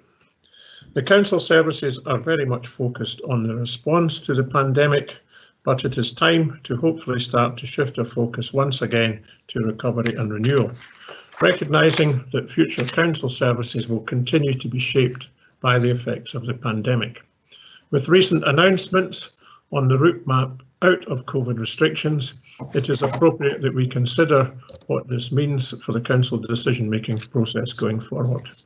With that, Provost, I am happy to move the paper. Thank you, Councillor. And Councillor Duff, please, the second report. Thank you, Provost. Just formally happy to second the report. Thank you. Thank you. Now, members, any comments on the report? And I see Councillor McDade has his name up already. Councillor McDade. Thank you very much, Provost. I think obviously we all appreciate the huge effort the officers are putting in at the moment to, in particularly, assist with the vaccination effort, and that is very welcome. However, I still remain unconvinced that this was necessary and that we could not have achieved the exact same thing through tight management of the business of committees and just reducing the amount of papers that were coming to committees. We've indeed had papers that come to this full council that could have gone to lifelong learning, a brief lifelong learning meeting.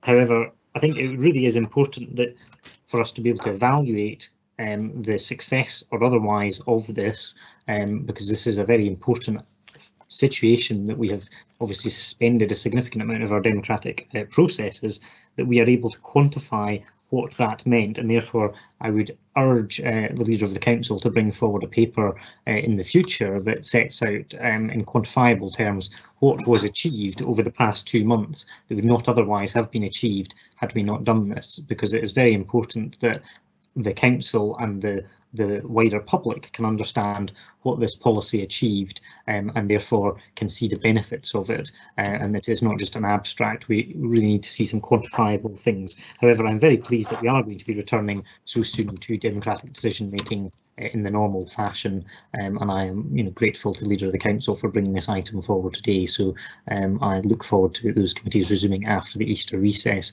and indeed look forward to hybrid meetings and resumption of access to 2 High Street in the near future. Okay, thank you, Councillor McDade. Councillor Boron, please. Thanks, Provost. I just really wanted to add my thanks to the officers for what they've done over the last couple of months. This was obviously a controversial decision when it was made, but it was made to allow officers the priority of working to respond to the COVID emergency.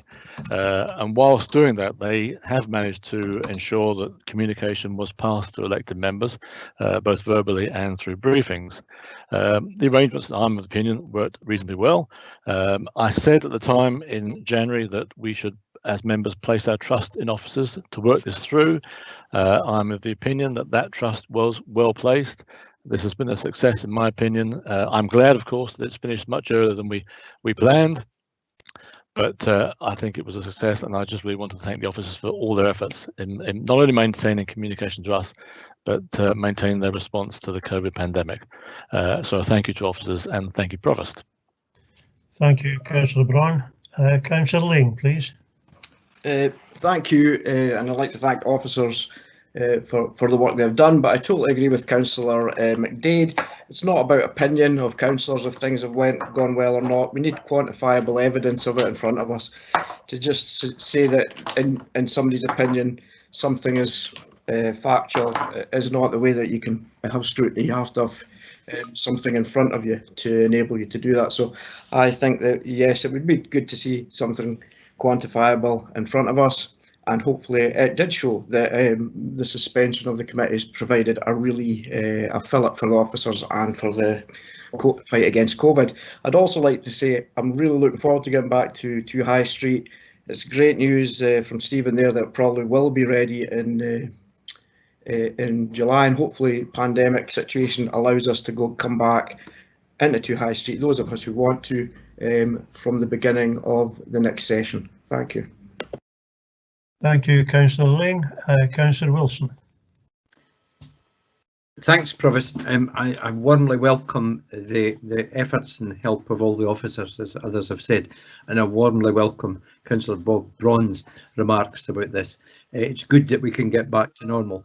I'm not in favour of preparing more reports about what's happened in the past. I think we're just dancing on the head of a pin with some of this, to be quite blunt, Provost, and we need to press on.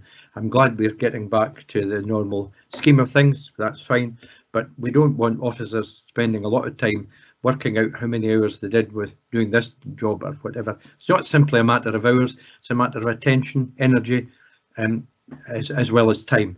And I think we should press on and get on with the vote on this one and accept that we're getting back to just staged normality at the moment. And like others, I do welcome the opportunity to get back into the building when it's safe and appropriate to do so. Thank you, Councillor Wilson.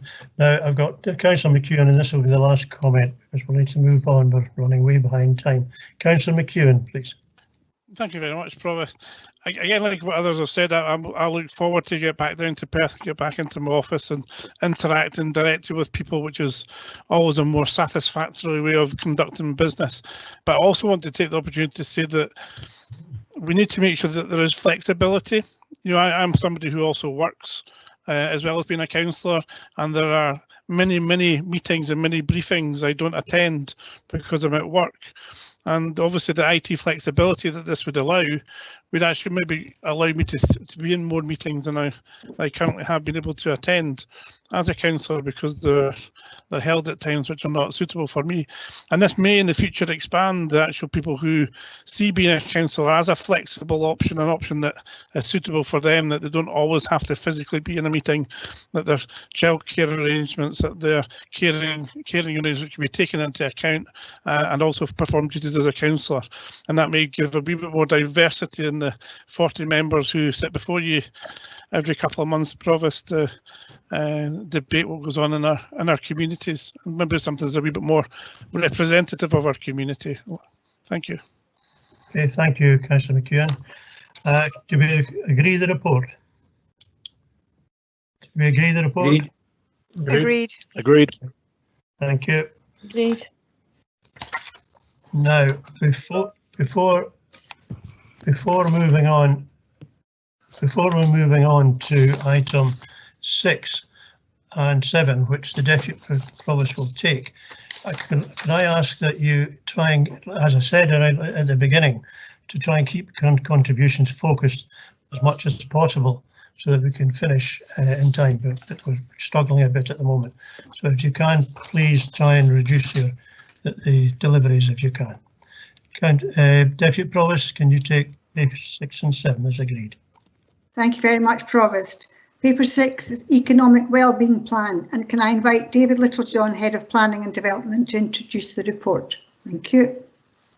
Thanks very much, Deputy Provost, and good morning, councillors. Over the past year, economic development staff and local taxes staff, supported by many other colleagues across the council, have worked tirelessly to support businesses and individuals through the pandemic, providing information and advice, processing grants, and helping those faced with unemployment. In addition, along with all of the other organisations focused on supporting economic growth, we also recognised that a longer term approach was needed to help rebuild and diversify the Perth and Kinross economy, so a business task force was established. The ask of the task force was to be bold and ambitious, and the output of their work is the Economic Wellbeing Plan, which is presented here today for the Council's consideration. The plan provides an overview of the economic impact of the pandemic as we currently understand it, and then identifies programmes and projects to support people, businesses and places over the next 3 years. We're also mindful that the real impact of the pandemic may not be known until the end of this year, possibly longer. And of course, the very long-term impact is far from clear. So the plan is not set in stone, and the business task force will continue to meet regularly to review the situation, discuss what interventions are working and what's not working, and identify what needs to be put in place, and to report back to decision makers across the partnership, including the council. And above all, ensuring that all the actions in the plan work for everyone, targeting support where it's needed. The plan identifies £490 million of expenditure that we believe will support economic recovery. Much of this expenditure already in the Council's capital and revenue budget. However, some £5 million of revenue expenditure remains unfunded in 21-22 and more in future years. So the challenge for all the partners is to secure as much additional external funding as possible. Over the past 6 months or so, the plan has been widely consulted on and has evolved iteratively to reflect feedback, most recently from a workshop with elected members on the 16th of March. The plan is structured in 3 interconnected sections: people, led by Alison Seggie, business, led by Serge Marone, and place, led by John McCrone, who are joining me here today, and between us we'd now be delighted to answer any questions. Thank you, Deputy Provost. Thank you very much, David. First question is from Councillor McCall. Thank you, Deputy Provost. I actually had 2 questions. I know we're only going to stick to one, so I'll ask one, but if it's possible, could I ask another if there's time? The question I have is actually, we see on page 75 of the report, which is an excellent report, by the way, I just want to say, very good reading. There's job losses in hospitality and tourism, predominantly with a few local businesses who have had to close during the pandemic, and there's reference to the furlough scheme finishing up in September and looking at that increasing. I was just wondering if we have any indication on staycation and opening up for local breaks, if that will be something that we are aware of and have taken into consideration. Many of the hospitality people who have made people redundant, businesses that made people redundant, are actually doing so as a short-term measure to see how things go when they can bring people back in. So I was just wondering if there's any information that we have regarding that and how that will offset the September issues when furlough comes to an end. Thank you. Thanks, Councillor McCall, for the question. I think we all desperately hope that the staycation market will more than compensate for what has happened over the previous 6 months to a year when businesses have been entirely closed. We don't know yet. We do understand and we do see bookings are very high. And it's actually quite difficult to get self-catering accommodation from 26th of April.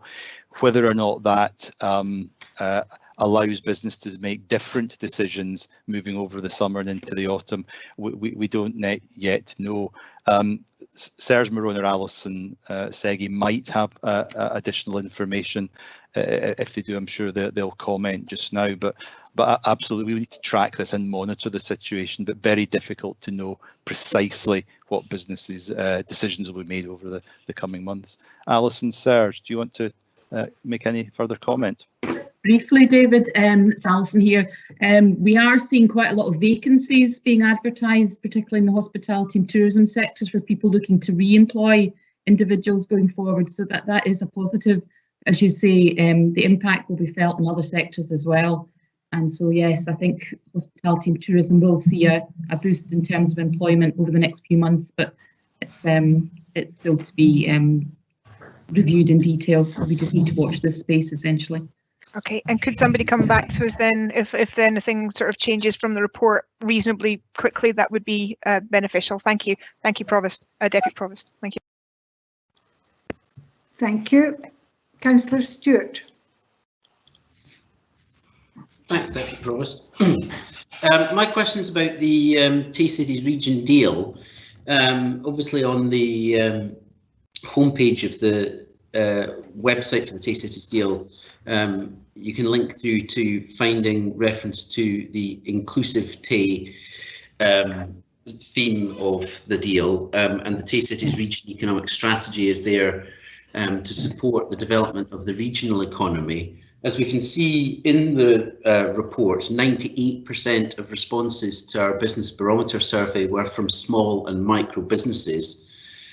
So my question is, how are small, micro and particularly rural businesses represented at the Tay-Cities Joint Committee, and how, to what extent will they be able to access the economic benefits flowing from the Tay-Cities deal?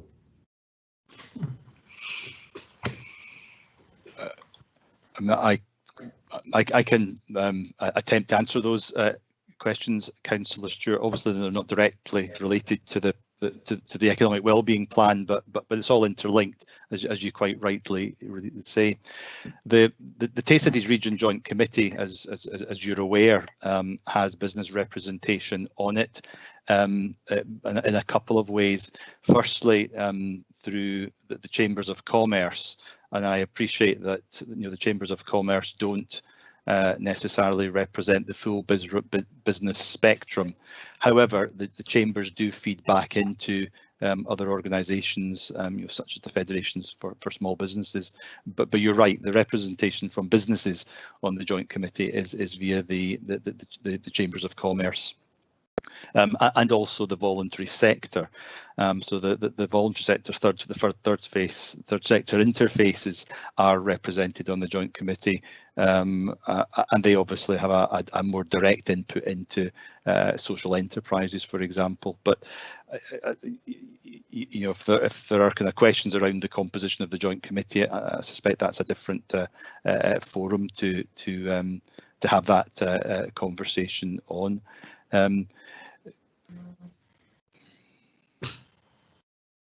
Okay. And sorry, in terms of the question about how particularly small, micro and rural businesses will benefit from the economic plans within the Tay-Cities deal, what provision is being made to sort of reach out to them and for them to be able to either contract. These are companies which have obviously developed and diversified a lot, in particular in the Perth and Kinross rural economy. So what opportunities do they have, and what economic benefit is expected to flow to them from the Tay-Cities region deal? If you're, as you're aware, the Tay-Cities regional deal was looking at these kind of large step change projects that would start to fundamentally shift our economy from one that's perhaps overly dependent on traditional sectors into where the new jobs are coming in the future, so technology and science. So the City Deal projects per se are fundamental big shifts in the longer term, but that's not to say that a significant proportion, more than 80% of jobs, will still be for the foreseeable future supported by micro and small businesses. And that's why at local level, our own economic development plans like this are absolutely there to support businesses through that process.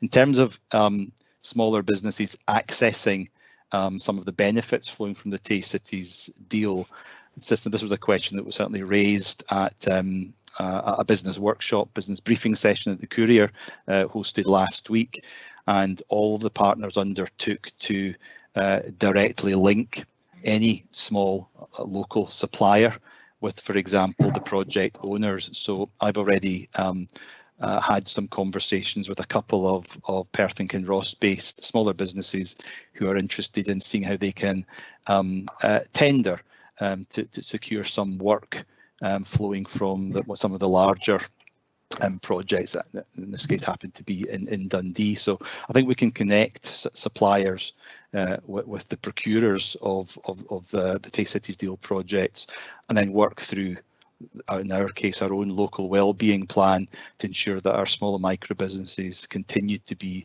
supported and make a significant collective contribution to the economy.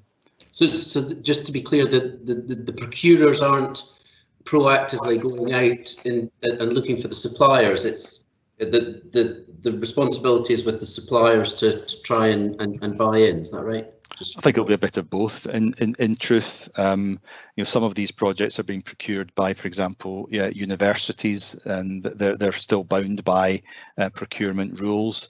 But if small suppliers don't know or are not aware at what stage the projects are at, then I think there is an opportunity to make the connection there, and that's our role as an interface. But I wouldn't like to suggest that all procurers are not mindful of the need to contract and secure employment locally. That was a fundamental prerequisite of the Tay Cities deal in terms of inclusive growth. So they will do what they can within procurement regulations, but I think we've also got a supporting role to make sure that opportunities are being promoted. Thank you. Councillor Peter Barrett. Thanks, Provost Depute. Concerns were expressed to me at the Equality Strategic Forum regarding the absence of the third sector in the co-production of the Economic Wellbeing Plan. And given that a significant number of the people elements of the plan to support people furthest from the jobs market involve the third sector or are to be third sector led, it seems incomprehensible that there was no third sector involvement with the Business Task Force. And engagement seems to be limited to a community planning partnership presentation. Given that the co-production ship is now sailed, what assurances and guarantees can we as councillors be given that the third sector are going to have a leading role in the delivery of the people elements of the plan? How are the council going to repair and rebuild the bridges with the third sector to deliver the £15 million worth of people actions? And what's the third sector's role going to be in ongoing monitoring of the plan? Thank you for your question, Councillor Barrett. The Business Task Force was comprised of those organisations that have a direct impact in economic development, not necessarily wider social development or community development. So it was kind of self-selecting, and the task force was formed in this time last year and has kind of done a fabulous job in pulling together this plan. It's not exclusive. And if third sector is very interested in joining the Business Task Force, there's absolutely nothing to prevent them doing that going forward. So I can certainly follow that through, Councillor Barrett. PCABs, for example, was consulted explicitly as the plan was coalescing, probably around about August last year, and made some commentary, really not so much about the specific projects or interventions, but more about ensuring that the plan would address inequality, which absolutely it would. That is the deliberate naming of the plan as a well-being plan, is to ensure that we do target and we do ensure that all who contribute to the economy are being supported to do so. But so we did get some feedback from PCABs in particular at that time, but very happy again to take that forward and explore further. As I said, it's not set in stone. We're at a particular point in time. We don't yet know the full impact, and the plan and those involved in delivering the plan absolutely have to be flexible to respond to need at the time. So thank you for those comments. Very happy to follow it through. David, I'm really grateful for that response. I mean, I think there is a difference, and you'll appreciate there's a difference between consultation and co-production. I also think that, bullet 2 in paragraph 2.1 seems to suggest that, again, equalities and fairness have been an afterthought to the process rather than at the heart of driving it forward. So I just think that we've missed a trick there, and we now need to do our best to put that right. Thank you very much for your question and comments, Councillor Barrett. Councillor James. Thanks, Deputy Provost. Great report, David. Interesting, if not scary reading in parts. I was just looking as one of the three ward councillors for Strathay at the table on page 76 or page 6 of your report. 254% for Strathay. It's a huge number. Do you think that's attributable to the like tourism hospitality sector, or is there something else that's underlying there, please? Thanks for the question, Councillor James. Yes, I would agree. If you look at those areas that have experienced particularly high percentage increases, yes, these are some of the key areas where much of the employment would be in hospitality and tourism. Alison may want to add anything to that. Have any more insight, Alison? I think David's correct in terms of the percentage rise. I think I would also put a note of caution though, that in terms of statistical significance, that the actual numbers are still relatively low. So although the percentage rise looks very high, the actual numbers are still relatively low. And I think it's something that we'll be monitoring carefully over the next few months. It's something that we've been doing every month in terms of looking at the unemployment data. And we do know that actually young people have been the worst affected, and women in terms of the higher numbers, the higher percentage increases, but we're obviously looking at the geographical impact as well. So it's something that we're monitoring very regularly.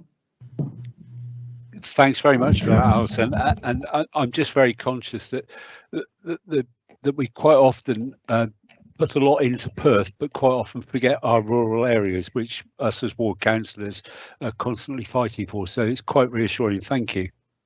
Thank you very much. Councillor McDade. Thank you, Deputy Provost. A question for Mr Littlejohn.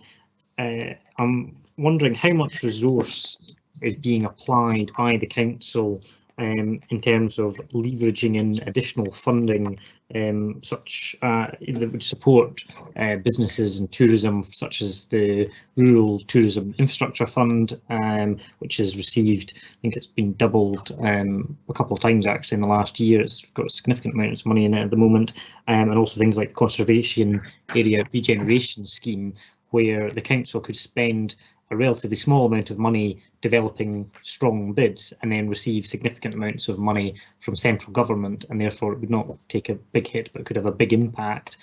So I'm wondering how many of those bids are we developing at the moment? No, thanks very much for the question.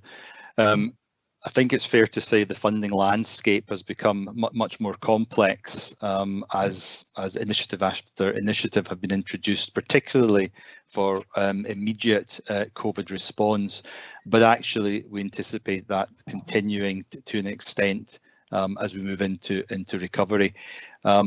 It's a core part of all the kind of economic development project officers' job to be alert and alive to funding opportunities, and they are coming fast and furious. They're, you referred to the CARS scheme there at the moment, which we've been through the Heritage Trust particularly successful in accessing funding from.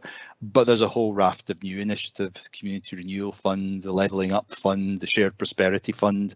What happens to rural funding beyond the LEADER programme? So the funding landscape is complex, and we have to be smart and agile and ensure that we're absolutely pursuing every single opportunity, not just down to the council, down to our partners, down to Scottish Enterprise, for example, as well, down to Business Gateway, down to GrowBiz, down to others to work with us to try and make sure that we can access as much of that funding as possible. But we have had a good track record in securing funding.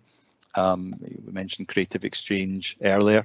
That project has significant amounts of external funding into it, so we need to continue that process, Councillor McDade, and be smart about it. Thank you very much. Councillor Jarvis.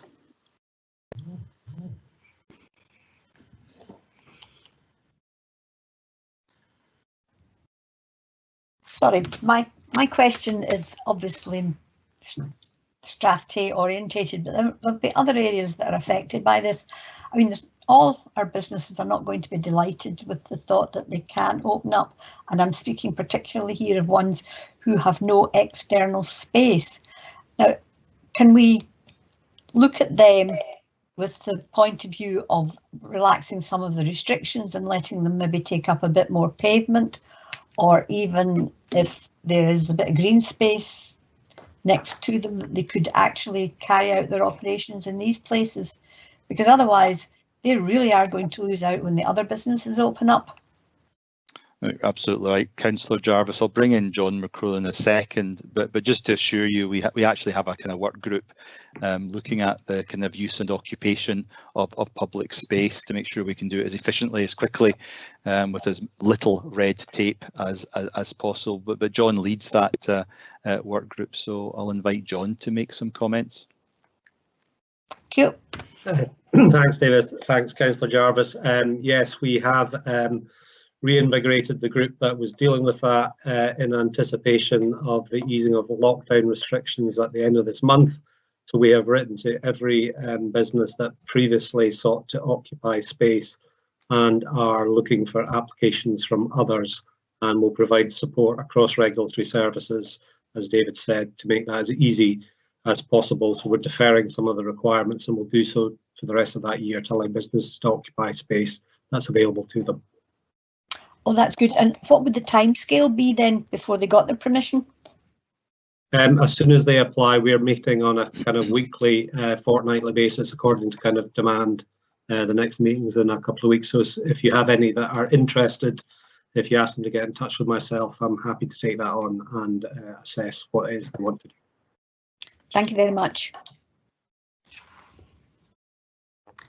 Councillor Donaldson. Thank you, Deputy Provost. Clearly funding and funding sources are absolutely crucial here, point made by David Littlejohn just a few minutes ago. Could I ask about UK funding? And I'm thinking in particular the replacement for European funding in areas such as LEADER and the European social funds, although I think the latter continues into next year. Do council officers yet, on matters such as the Levelling Up Fund, the Shared Prosperity Fund, do they have any clarity as to how that funding is going to be put into effect, how it's going to be delivered, or is it still fairly unclear? Thanks for the question, Councillor Donaldson. It's a movable feast, but we are getting more clarity as the weeks go on. The big fund, the main replacement for the European structural funds, is the Shared Prosperity Fund. We don't have the detail of that yet, but as a precursor to that, two funds have been launched: the Levelling Up Fund, and we certainly have as much detail as has been made available by the UK government, and we've shared that fairly widely, and there's a briefing note which we can circulate on that if that's of assistance. That's a competitive fund, and that's the difference, I guess, with most of these new funds. It's a competitive process, and the UK government will assess bids as it were. So the Community Renewal Fund, some similar process, that's about to be launched. Levelling Up Fund is, I suppose the gates are open and the application bids will be sought actually within the next few weeks, I suspect. We don't yet have any clarity on the Shared Prosperity Fund, and that is the one that probably historically we would have benefited most from, particularly through our ESF programmes. But as you rightly point out, there's no immediate threat as that ESF funding continues through to next year. Alison and Serge may have more information. Some of the funds they've been attending a couple of workshops recently on them. Anything you can add to that, Alison or Serge in particular, or John? Just briefly, there was a webinar on Monday on the Levelling Up Fund, and the application forms are now live. We have a bit more detail on the process, etc. And applications are due by mid-June, so we don't have much time. So yes, we need to get going with the Levelling Up Fund if we're planning to put something in. Yes, it is a complex landscape, but we also have, in terms of on the employability side, we've actually had some additional funding from Scottish Government in terms of the Young Persons Guarantee, and we have seen quite a significant uplift in terms of funding through that to ourselves, and we're looking to put in place a number of temporary posts to actually increase the number of staff we have to support people looking to get back into work. So that's happening as we speak. but Serge may want to say a bit more on other stuff.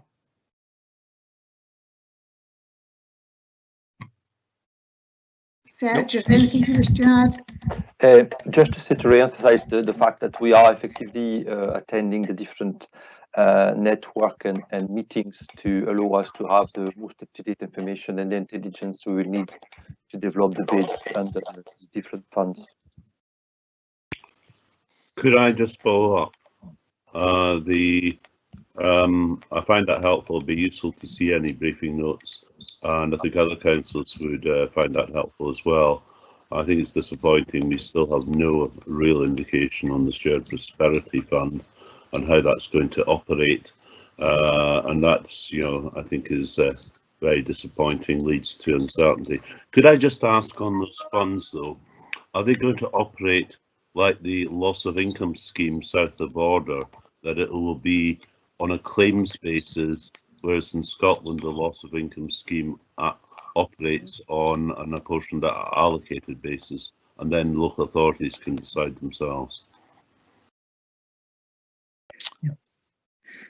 Alison, can you comment on that? No, I mean, they're very much a competitive bidding process. Yeah. Councillor Donaldson, it's very much, there are priority areas. Each local authority in the UK has been put into either priority 1 or 2 or 3. Unfortunately, Perth and Kinross is priority 3. However, we will still be able to bid for funding, as I say, but there are no guarantees. So yes, it's very much a competitive bidding process for the Levelling Up Fund at the moment. There may be other processes in place from the other funds as we go forward. It seems to be that that's the UK government's position in terms of these new funds. It would be very much a competitive bidding process, which it was for things like ESF as well in the past. So not any great change in that respect. Okay, thanks.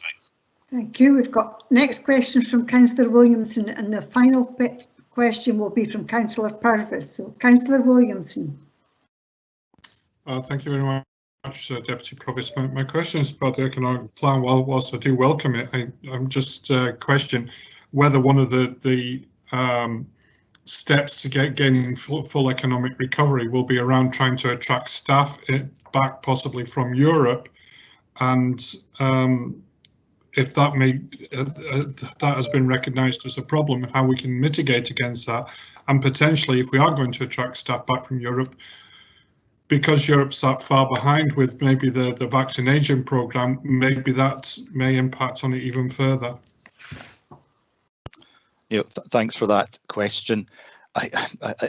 We don't know, and I guess that is the kind of the reality that underpinning all of this, or lying beside it, is I guess is the Brexit impact, which we were starting to get our heads around before the pandemic. So I was looking at some statistics last week or the week before, which the UK government has announced it's not yet entirely sure, because we're in the middle of a pandemic, how many people have actually left the country or left the UK over the course of the last year. So we don't yet know how many vacancies there will be. Alison's alluded to some vacancies now being advertised, which suggests that there may be in some sectors or some areas a staff requirement. I guess on the positive side, that might create more opportunity for local people to access those jobs. But on the negative side, these might be unfilled vacancies or difficult to fill vacancies that will actually further accentuate and worsen the operation of some of those businesses. But that's all of the type of data that we are regularly tracking and trying to make sense of it all as we move towards businesses reopening. But I think it's a good question. I just don't think we've got the knowledge yet, or to answer it. Thank you. Councillor McCall. Thank you, Deputy Provost. I thought you'd missed me out there. No. Thank you, Mr. Littlejohn, for this report. It's quite comprehensive. But my question really is around, how do we quantify the success of the initiatives that we're taking, the interventions? The outputs and outcomes are very generic and aspirational, but if we're going to be sure that the actions that we take in this plan are effective, then we need to have some way of quantifying what the outcome should be. And linked to that, is there a programme plan for all of these individual work streams that show how they will be delivered and at what point the key checkpoints will be, or milestone checkpoints, to make sure that they're actually on track to deliver the quantifiable outcomes that are required? No, great question. Thank you, Councillor McCall.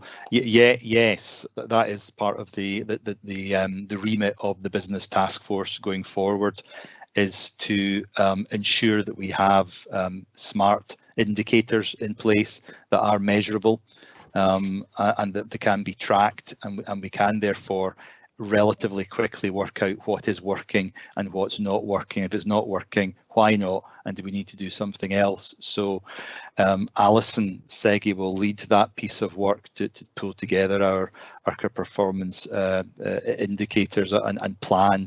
And that's what I would anticipate being regularly brought back to Council for discussion and scrutiny. The indicators are fairly generic at this stage because we were trying to pull this together while staff were also diverted into processing business grants, so we haven't had the full complement of staff involved in economic development, and B, because until we have the plan approved and clarity over the funding, it would probably seem abortive to put too much effort into the finer detail of some of the projects that we know we don't have the funds to deliver. But now we're clear on the budget for the coming year, we certainly will now start to work in those smart indicators with our partners, and that will be kind of, as I said, analysed and reported regularly going forward. So thank you for that question. Thank you, David. If I may just, if you'd indulge me for a moment, I think it's really important. Lots of these are quite transformational, some of these interventions, and they affect the whole of Perth and Kinross, and some affect individual wards. So I think it's really important as part of the governance as well, there is sufficient scope for elected members outside of full council meetings to have input, or at least to be able to scrutinise what's going on. Thank you, Deputy Provost. Thank you. And the final question from Councillor Purvis. Thank you, Deputy Provost. I did have two questions, but thankfully Councillor McCall has asked my first one, so I don't need to plead for any special dispensation there. So I'll ask the second one. Just as well. The second one was about funding, and I know that you've alluded to that, Mr. Littlejohn, in your comments as well, and in the paper it does touch on that we're looking to see if we can get funding from external sources, but it might also have revenue implications on the council. I note that there are budgetary implications in future years. I'm just wondering, for the projects that aren't fully funded this year, would the intention be that that would be dealt with through the revenue monitoring reports, or how will that be addressed if should there be a requirement for additional council funding for those projects? Thanks.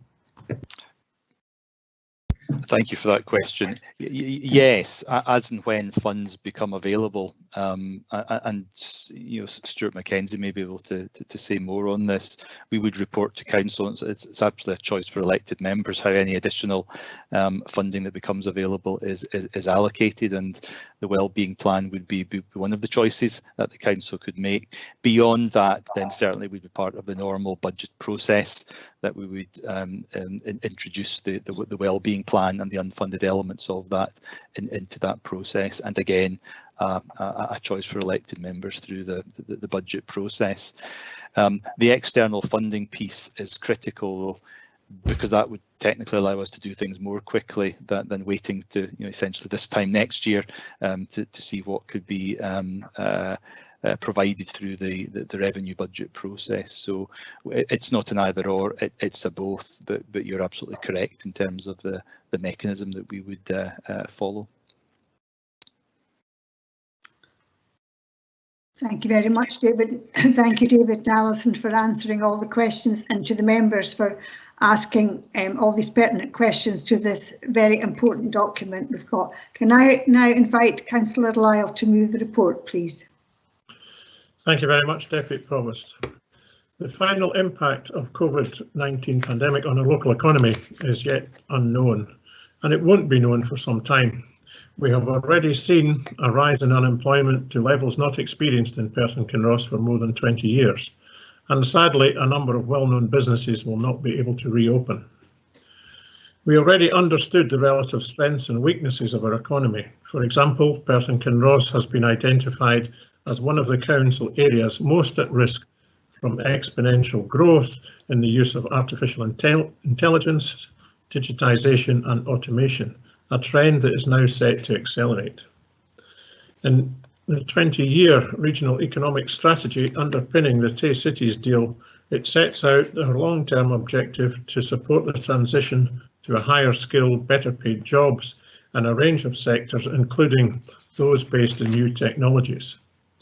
However, without immediate action, we may find ourselves in an even more difficult place. I am therefore pleased that quickly after the outbreak of the pandemic, key economic development partners came together to form a business task force and to pool their expertise to agree what would be needed to get us through and beyond the COVID pandemic. And in doing so, ensure that opportunities would be available to everyone in our communities with the potential to contribute to a sustainable economic growth. The Perth and Kinross Economic Wellbeing Plan will support our people, our businesses and our places over the next 3 years. It is a bold, ambitious action plan based on what we know now, and it will need to be renewed and adapted as our understanding and the impact of COVID increases. But we need to start somewhere, and I believe that this is a good start. The plan sets out what we plan to do over the next 3 years by reprioritising our existing economic development budget and securing new resources, including 1.5 million made available in the Council's 21-22 revenue budget. Further resources will be identified to support the plan, and as and when we are able to, the officers will also pursue external funding with every opportunity that arises. The Economic Wellbeing Plan is an important part of the Perth and Kinross offer, demonstrating that everyone has something to offer and that by working together more can be achieved. I'd like to thank Business Gateway, Tayside, the Federation of Small Businesses, GrowBiz and the Perth Traders Association and the Perth Chambers of Commerce, the Perth Tourism Partnership and our wider community planning partners for their contributions to our Economic Wellbeing Plan. I'm pleased and delighted to move this paper. Thank you, Provost. Deputy Provost. Very much. Can I invite Councillor Duff to second it, please? Thank you, Deputy Provost. As members will recall, economic recovery and well-being were a key part of this administration's recent budget, and this economic well-being plan is an imaginative and ambitious set of proposed actions aimed at delivering the building blocks of economic recovery and long-term growth for Perth and Kinross, and for providing jobs to reduce the levels of pandemic-related unemployment amongst their own population. Implementation of the proposals will take both time and significant funding, and the administration will seek support from external partners, private and third sector organisations, and both Scottish and UK governments, as well as looking to allocate both revenue and capital resources to support the various strands and strategies. Provost, can I also thank Mr Littlejohn and his team for bringing this updated paper to Council today. I'm happy to second the motion. Thank you very much. Can I now open it up for comments? Councillor McDade. Thank you, Deputy Provost, and thank you to the officers for bringing forward this paper. I first of all want to comment on my own ward situation, where we have obviously experienced one of the highest rates of unemployment during the pandemic, having had one of the lowest rates of unemployment in the country previously, and that has obviously had a significant impact on our communities. Part of that is due to the nature of the industries and the types of employment in our ward, and also the types of contracts that a lot of them are based on, including those who are in perhaps what would be considered higher paid sectors and industries, who have also experienced significant issues around their employment during the past year. And obviously we're hoping that that is going to improve further in the summer, and we're hoping for a strong recovery. Just to expand slightly on my earlier question to Mr. Littlejohn, the Kinross National Park, which I'm on the board of, is a very good example, I think, that we could be looking to for how you can leverage in significant amounts of money and how to best utilise that. So as an example, for every £1 we spend on salaries in the Kinross National Park, we bring in £6 in investment. That's a very significant return on investment. And for every £1 the National Park Authority invests directly itself, we bring in £17.50 in external investment. And that sort of rate on return of investment is very, very high in comparison with other public bodies, but it shows that if you direct resources to bring in additional resource, you can actually have a much, much bigger impact. And I think that if we look at using some of our quite scarce resourcing in the council towards bringing in money from external sources, then we have a real potential to make a really outsized impact, and that could have a real transformational effect on some of our communities, particularly those who are perhaps worst affected, but perhaps sit in some of these categories. So areas like mine in Highland Perthshire, we have a number of conservation areas which could be eligible for the CAR scheme, and there is obviously huge amounts of areas where the Rural Tourism Infrastructure Fund could apply, and there are many others. And as Mr. Littlejohn says, the replacement schemes for the structural funds will be also eligible for these rural communities in all likelihood. So I think there's a real potential that if we direct resources carefully and targeted in the right way, we can bring in significant amounts of extra money, and I hope that we will look at doing more of that in the future. Thank you very much, Councillor McDade, for your comments.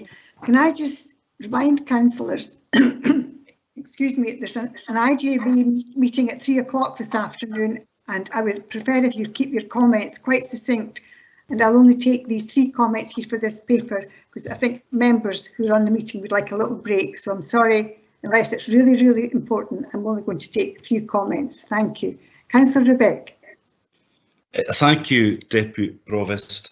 There's lots of good stuff in this report. It's impressive in many ways, and I'm delighted that the importance of people has been recognised, notwithstanding Councillor Barrett's pertinent comments.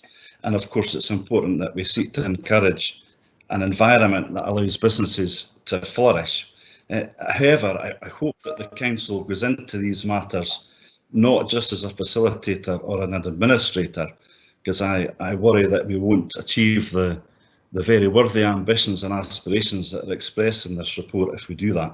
We need to go in as a fully committed partner and an investor in this, in these projects and others beyond. Actually, we need to build council houses, we need to own care homes, we need to make sure that ordinary people have money in their pockets, and crucially we need to recognise trickle-up economics as well as trickle-down economics for this report to work. Thank you.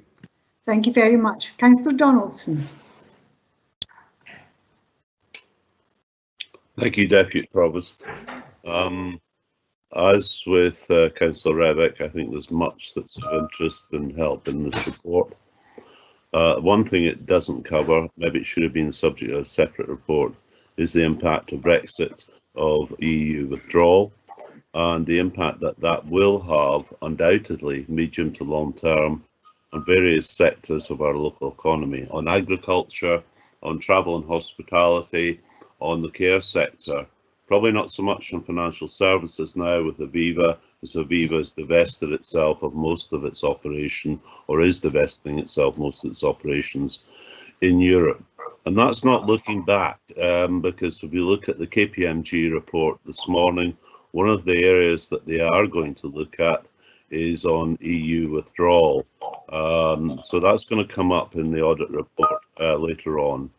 Finally, I'm grateful we've got a bit more information on the UK funding, but clearly there is very, very little indeed yet on the Shared Prosperity Fund. And I think we all want to know exactly the possible sums that might be involved, whether it will be entirely between the Department of Local Government and Communities in London. And remember that funding is paid for by Scottish taxpayers. And is it going to entirely bypass not just the Scottish Government, but also the Scottish Parliament? And there's really issues of democratic accountability here. But that, I think, will suffice. Thank you very much, Councillor Donaldson. Councillor Peter Barrett.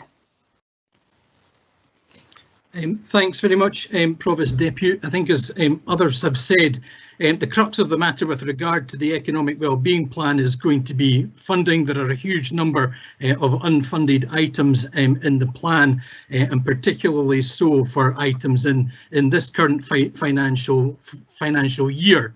And if we're not going to get left behind, and if we're going to do the best for our citizens, then we need to plug those gaps as soon as possible. And I think we do need a Team Perth and Kinross approach to how we tackle this, and that means us working across parties. We've not always demonstrated great collaboration within this chamber, but we have in the past demonstrated great cross-party working on the big ticket items, you know, across parties and including all parties and independents, you know. And I'm thinking of things like Perth bid for city status, the ultimate success of delivering cash for the City Hall, the T-Cities deal, and the Cross-Tail Link Road. So when we all pull together, as people expect us to do in a crisis, then we can deliver, and that's what we need to do now, and particularly for things like the UK government sources of funding, where the role of our MPs or local MPs is going to be absolutely critical in promoting and securing funding for local projects. We have to put petty political rivalries behind us and work together to do the best for our area. And I am confident that we can do that, even at a time when the intergovernmental relationships between Holyrood and Westminster are at their lowest. As a council, we've always been able to knock those governments' heads together eventually to get them to deliver for our area, and we all need to put our shoulders to the wheel to do that for the future. Thank you. Thank you very much, Councillor Barrett. That's good to finish on a very positive note with this paper, and I hope we all can work together for the good of Perth and Kinross, and all the businesses are waiting to see all this action taking place. So thank you very much. We now move on to paper 7. Oh, sorry, we can agree the report. Agreed. Thank you. Agreed. Paper 7, Perth and Kinross CPP Annual Performance Report, and I can now invite Fiona Robertson, Head of Culture and Community Service, to introduce the report. Fiona. Thank you, Deputy Provost. Councillors, I will be brief. The report in front of you has got 2 parts to it. Section 2 is a summary of the annual performance report for the community plan, the statutory plan to improve outcomes for the people across Perth and Kinross. Now, obviously, this has been an unusual reporting year, so a lot of the plan focuses on activity related to the COVID response, including the Two Sisters outbreak, which first took place in August 2020. The second part of the report, councillors, talks about emerging new priorities for the new community plan. A lot of those have been shaped and underpinned by the inequalities that have been exposed through COVID. And you've just spent some time talking about some of those in relation to the last paper. Excuse me. So you're asked to approve the annual performance report and note the emerging priorities for the new community plan, which will come back to you later this year. Happy to take any questions, and Lee Haxton, who has coordinated the annual performance report, is also here and can respond to any points. Thank you very much. So the first question now is from Councillor Waters. Thank you, Deputy Provost. Sorry, caught a bit out there with, yes, with Drew's question. So my question is regarding the action partnerships, who played an absolutely crucial role, as highlighted within the report within the pandemic, where they were able to finance a lot of crucial groups in our response to the pandemic. And it also within the report is highlighting the importance of the action partnerships and the renewal and recovery as we come out of that.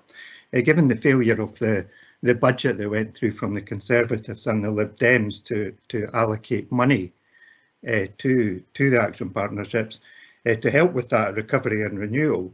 Can I ask what options are open within action partnerships to get money to be able to support our communities with the recovery and renewal? Thank you. Thank you for the question, Councillor Waters. It's obviously not for me to comment on budget decisions taken by elected members and at council earlier in the month. What I would say though is local action partnerships have the status of being our local community planning partnerships. That's what they are, and as you rightly say, they were front and centre of a lot of the response work to COVID last year. They do have the ability to access other funding sources apart from the council, and my teams, together with others across the council, do provide support and help to the local action partnerships in accessing those funds. So one of the things that we do, for example, is we send round a regular funding digest, funding bulletin for all the different sources that the LAPs can apply to.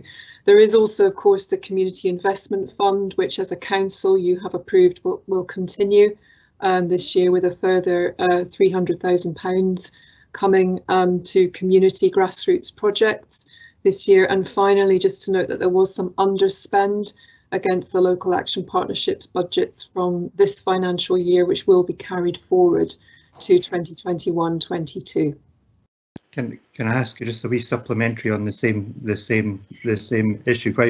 While you know, part of the response for the action partnership was the ability to get money as fast as possible to our communities, it certainly leaves a wee bit of hope. Regarding the community investment funding, what scope is there within the council to potentially add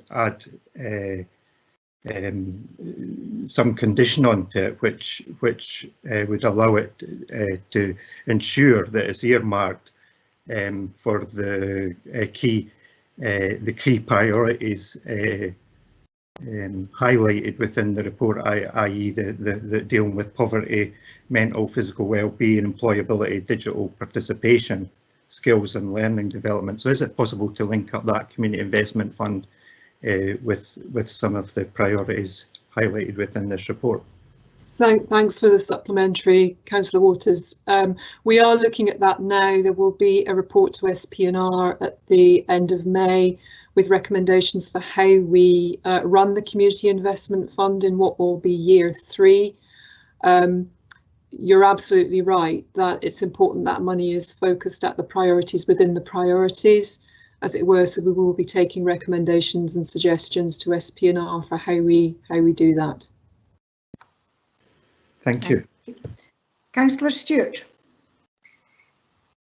Thank you, Deputy Provost. My question's on the reporting progress in the CPP update, and it's probably, you know, I mean, the reporting of progress is what it is, but it's probably, the question is, could this be developed when the new local outcome improvement plan is brought in or considered? So, for example, if I look at Best Start in Life, we've got Active Schools undertook a project to encourage more physical activity in children under 10, which meant that several schools invested their PEF to extend the project, and consequently 9 sport groups were established. Or on Developing Educated, Responsible and Informed Citizens, the Adult Literary Partnership developed new blended approaches, and around 250 people took part on average each month prior to lockdown restrictions. What's not apparent to me from the reporting progress section is that we actually know how much extra physical activity there was in the schools, or how much how many people in the Adult Literacy Partnership actually managed to improve their literacy, and by how much it was improved. So just saying that we have done an activity doesn't mean that we've necessarily got a better output or outcome from it, if you understand my meaning. So I think the question is, could we see more specific measurable outcomes when the next report is brought to us and in line with the new plan? Thanks for the question, Councillor Stewart. It's a good point and an absolutely fair point 2. I think three things to say. First of all, gathering performance data over the past year has been quite challenging for reasons that you'll appreciate. So, for example, the adult learning example that you mentioned there, one of the things we did last year was shift the offer to online. For that particular activity, actually face-to-face learning is really, really important for some of our adult learners. So the way in which we were doing some things wasn't ideal, and how we measured impact over time was tricky. The report, the covering report, as you'll have noticed, mentions the work underway through the CPP to look at the new priorities for the new local outcome improvement plan, and it's also looking quite hard at how we measure impact. There has been, I think, traditionally in our community plans, quite a lot of activity that I would describe as business as usual. You know, it's things that would happen, despite the CPP rather than because of it. So the new plan will be much leaner. It will focus only on activities that the CPP has to deliver by working in partnership rather than business as usual. And we've got workshops planned for the end of April with the community planning partners, as the report also mentions, which will start to work through what are the impact measures that we need to use in the future, because, as I say, I think your point is entirely valid and fair. Thank you.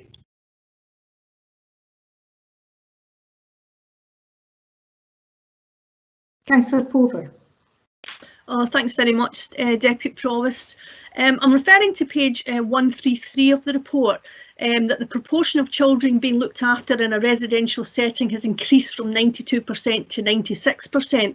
And I'd just like to know that how has the recruitment, assessment and retention of foster carers been impacted by the pandemic, given that this process is already challenging at the very best of times?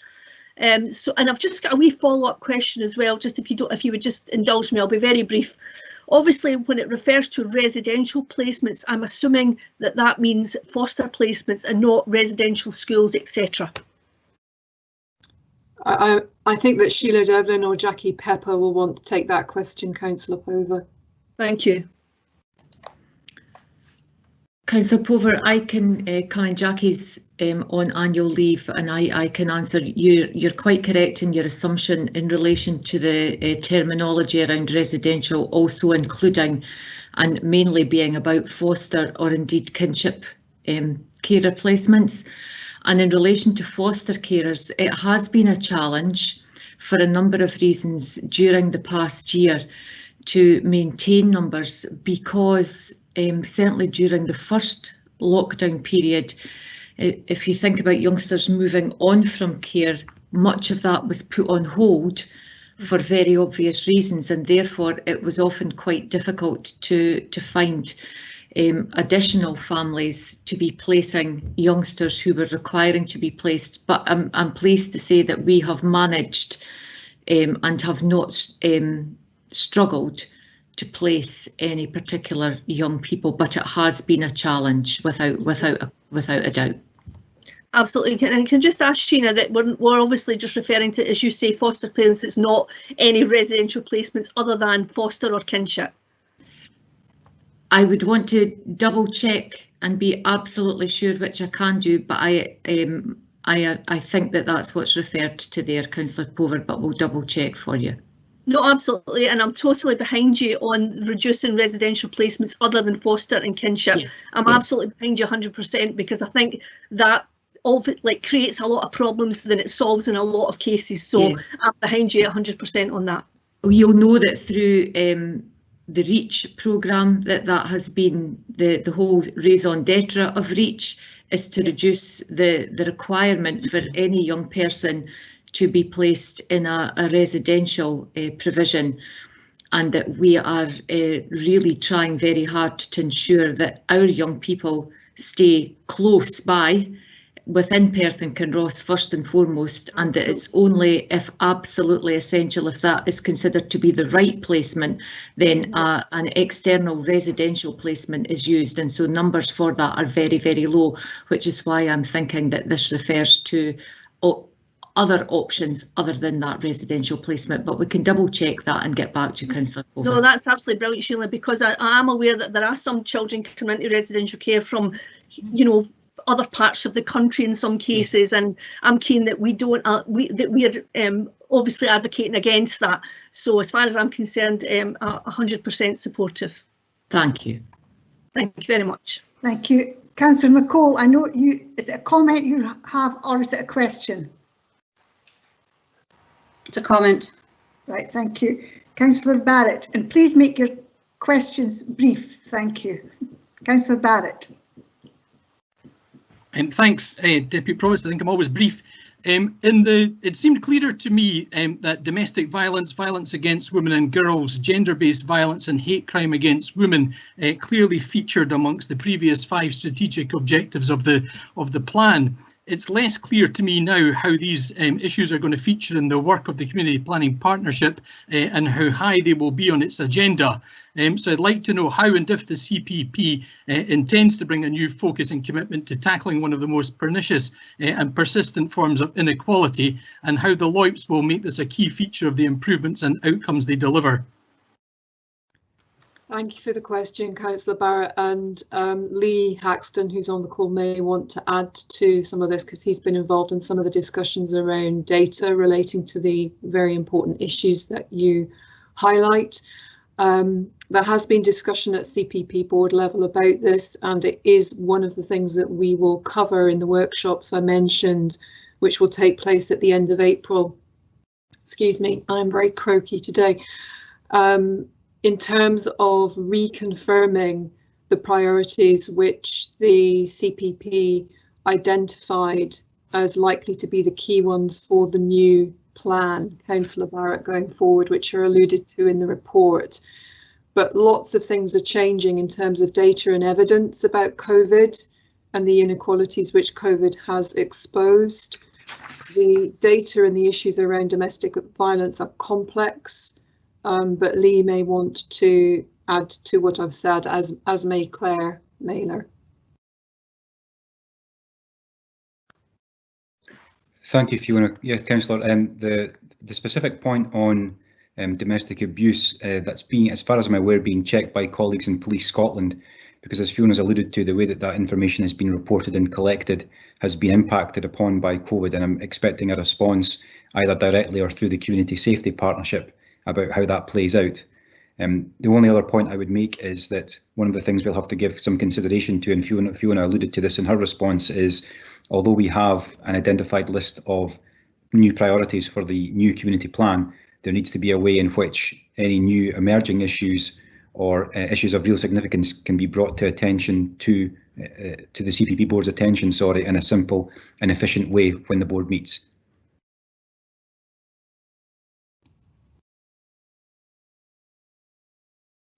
Can I just add to Lee and Fiona's comments there? And I think, you know, everything they've described in terms of the CPP going forward is absolutely pertinent. But over and above that, in terms of, you know, the specific issue of domestic abuse, we have got extremely good partnership arrangements in place at operational and strategic levels, whereby all partners from the CPP are involved, both through the Violence Against Women Partnership and indeed our kind of more senior Protecting People forums. So there is that kind of read across and link in terms of the CPP as well.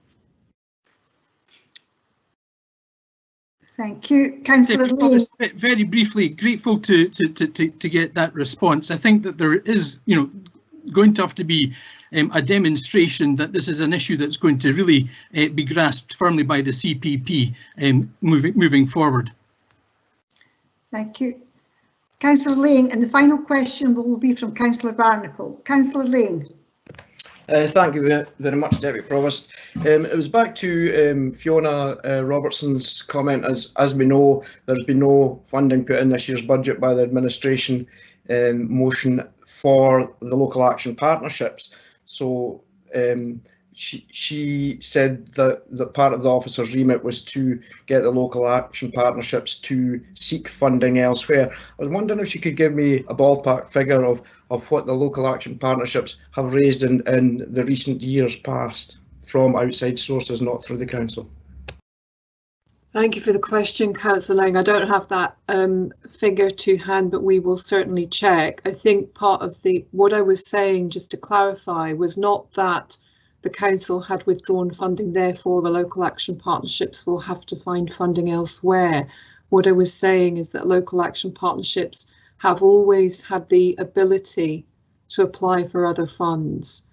And one of the reasons why local action partnerships, and indeed other forms of community-led organisation exist, is that often they can access funds which council departments, traditional council departments, can't. So that's part of the wider and emerging picture for local action partnerships. They've been in place for coming up to 6.5 years now.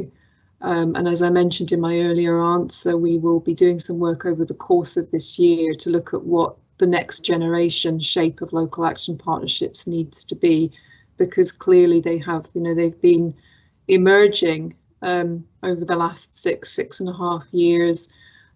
Quite a number of them now are led by community chairs, community representatives, and they have made a significant impact in a number of areas and on a number of priorities across Perth and Kinross. Thanks, Deputy Provost. Just a supplementary note, I wasn't looking for a specific figure, but just a ballpark figure of we must have an idea, because obviously they would have officer help to apply for these outside funds. I was just wondering how successful we've been over the last 6.5 years working with local action partnerships to gear in money from elsewhere. I think as I say, we will look into what the detailed figure is, and I'll come back to you just as soon as we can, Councillor Lang, on that. What I would say generally is that the local action partnerships have made use of the council monies they've had to date in varying degrees and in varying ways. And certainly for the first 2 or 3 years that they were up and running, they were also taking part in participatory budgeting pilots as well. So they had various sources of funding. And one of the things that I think we need to do over the course of this year is look at not just how much money they've been able to lever in, but also what impact that funding has had and what local action partnerships find most useful in terms of the support that they get from my team and other officers across the council. Thank you. Councillor Barnacle, final question. Thanks, Deputy Provost. Just wanted to say that I sometimes think that the term community planning can be misleading, because I note that whilst local action partnerships feature strongly in the report and obviously have a good part to play, apart from local members, they are not elected. Community councils are, but they are not mentioned, and neither are community development trusts that exist in our area. So I wonder if their roles are being recognised by officers in relation to community planning going forward. So that's my question really. Why aren't they mentioned, and is their relationship recognised? Thank you for the question, Councillor Barnacle. The role of development trusts and community councils isn't covered in this report because this is a statutory annual performance report on the work of the community planning partnership. And that's the remit and the scope of the report. The local action partnerships and the community planning board are part of the statutory community planning framework, which the council is responsible for coordinating together with partners. In terms of your question about do officers recognise the role of development trusts and community councils, I would say that we do. Community councils, as I've said before in this forum and in others, have a very important statutory consultee role, and they have other functions as well. And the makeup of community councils varies across Perth and Kinross, as you know well. I think, Councillor Barnacle, it does differ. It's a different picture depending on which locality you're in, but we work routinely and I think constructively with community councils across the area as a whole. Thank you very much. Thank you all for your questions, and now I can invite Councillor Lyle to move the report, please. Councillor Lyle. Thank you very much, Deputy Provost. I will be brief. This report outlines the annual performance report and highlights the areas of community planning action over the past year to support individuals and communities in Perth and Kinross during one of the most challenging times that we've ever faced. The new Local Outcomes Improvement Plan will be shaped by our renewal priorities post-COVID and underpinned by the 5 E's of the Perth and Kinross offer: education and learning, economy, environment, empowerment, and fundamentally equality. You are asked to approve the annual performance report, which has been considered by the Community Planning Partnership Board, and I'm happy to move the paper. Thank you very much. Councillor Duff. Thank you, Deputy Provost. Given the time, I'll just formally second. Thank you. Thank you very much. I will open it up to some brief comments. Councillor McCall, you have a comment. I have, Deputy Provost, although some of my comment has already been raised as questions, but nevertheless, I wish to say how disappointed I am that, given the good work and the fantastic outcomes that all of the local area partnerships have undertaken during the past year, that they have been left completely, in the case of my own local partnership of Perth City, with no funding at all to carry forward. There are some crucial, really significant initiatives that have been funded. I think about the All Ability Cycling, which is a great boost to people, particularly those with disabilities, and the Action Partnership will not be able to continue supporting that. So I just wanted to record my disappointment that yet again that there has been no consideration given as to how these local action partnerships will continue to the good work they've done and build upon it. And while I appreciate Fiona Robertson's reply to an earlier question that there will be a review of these action partnerships, to leave them in a void without any sort of notice, I think is irresponsible and dangerous. Thank you.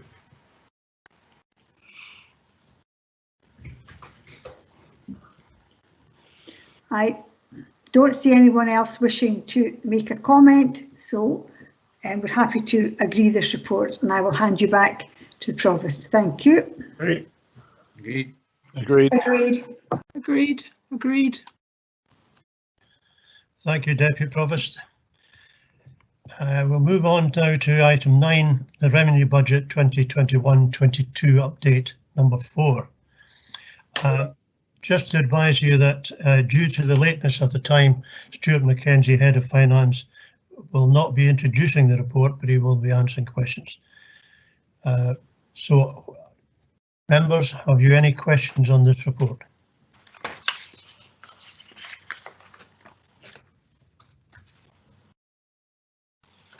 Any questions? No. Yes, I have one in. Questions from Councillor Parrott. Councillor Parrott. Councillor Parrott. Thank you, Provost. I'm at paragraph 3.18 and 3.19 on page 170 of our papers. It notes here that the local action partnerships have incurred £45,000 more expenditure than the approved budget.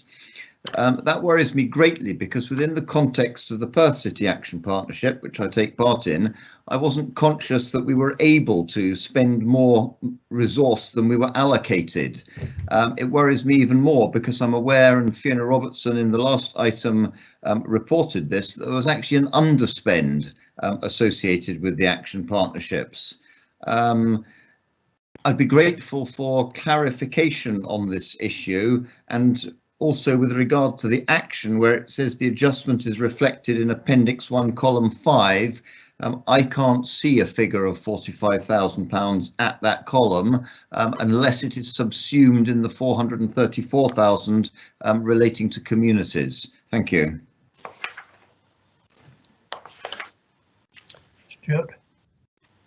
Thank you, Provost, and good afternoon, councillors, and thank you, Councillor Parrott, for your question.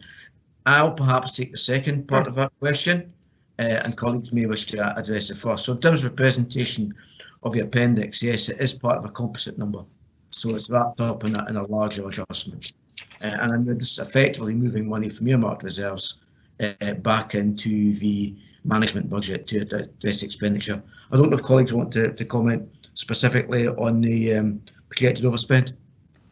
Caroline France has offered to provide a little bit more detail. Thank you, Caroline. Thank you. Thank you, Claire. Thank you, councillors. I believe that we have 190,000 in the earmarked reserves, and this is just drawing down the spend in the current year of 45,000 from that earmarked reserve.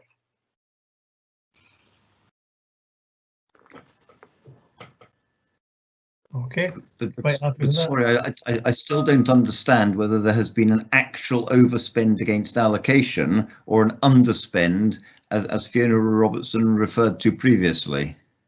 It remains very opaque.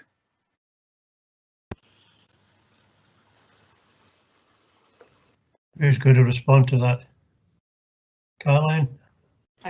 Yes, If Caroline's got the detail, then yes, but we might need to take this and have a look at it. Thank you. I only had the detail in total, so we might have to have a look at it. I think it's just about the phasing of the spend, but perhaps we'll have a look at the detail and get back to you after the meeting, if that's okay. If you would, I'd be very grateful. Thank you. Okay, thank you. Councillor Donaldson. Thank you, Provost. It's more a point of clarification, pages 165, 167 on business support grants, and it states in 2.5, 57 million has been distributed by the council of the various Scottish Government schemes. 2.51, those shows activity to 19th of March of 61.55 million. We go on to 3.2, it's the finance circular issued on the 18th of March. And that shows additional figures. And for instance, 2.51 was showing discretionary fund 1.38 million, but under 3.2, it's showing discretionary fund, and it's a very useful fund, covers areas other funds can't meet. It's showing there a figure 2.99 million, and it just doesn't seem to be to entirely tally up. Ask Stuart. Thank you, Councillor Dawson, for your question. So I'll clarify. I'll break it into two responses, if I may. First, the figure of 57 and the first of 61.5. Typographical error in the report, and the table is more current, so that's up to the 19th of March. So the spend is in excess of £61.5 million for the course of the year. That will have risen since this report is prepared. In terms of the discretionary fund, and like the members did consider the conditions around the discretionary fund in January, in the previous report. The fund started off at £30 million nationally. It was doubled again to 60. It's been increased by another £30 million to 90. So the £2.994 million is our allocation of the enhanced fund. So there's more funding available for that activity. So in that specific fund, activity is 1.38 million to date, so there's still quite a bit of leeway there for small businesses and the like to claim on that fund. Yeah, that's a message worth getting out, because often these are enterprises that are not covered by the other specific funds. Thanks. Thank you. Before I go into Councillor McEwen, Councillor Ahern has asked a question. Caroline's going to be looking up the information on that and get back to him. Councillor McEwen. Thank you, Provost. On page 162 of our papers, the report talks about the council tax levels and the collection rates. And we see a bar graph where the collection rates have been in free fall since 2017, and we now have a 1.9 million hole in our budget. During our budget process, we make assumptions about council tax collection rates to finance council services. But also note the comment in the paper where it says that the freezing of the council tax will actually hopefully arrest this drop in collection rates. So does that actually now mean that our level of council tax in Perth and Kinross is no longer affordable by those at the bottom end of the economic ladder, and that going forward we should look to freeze the council tax longer?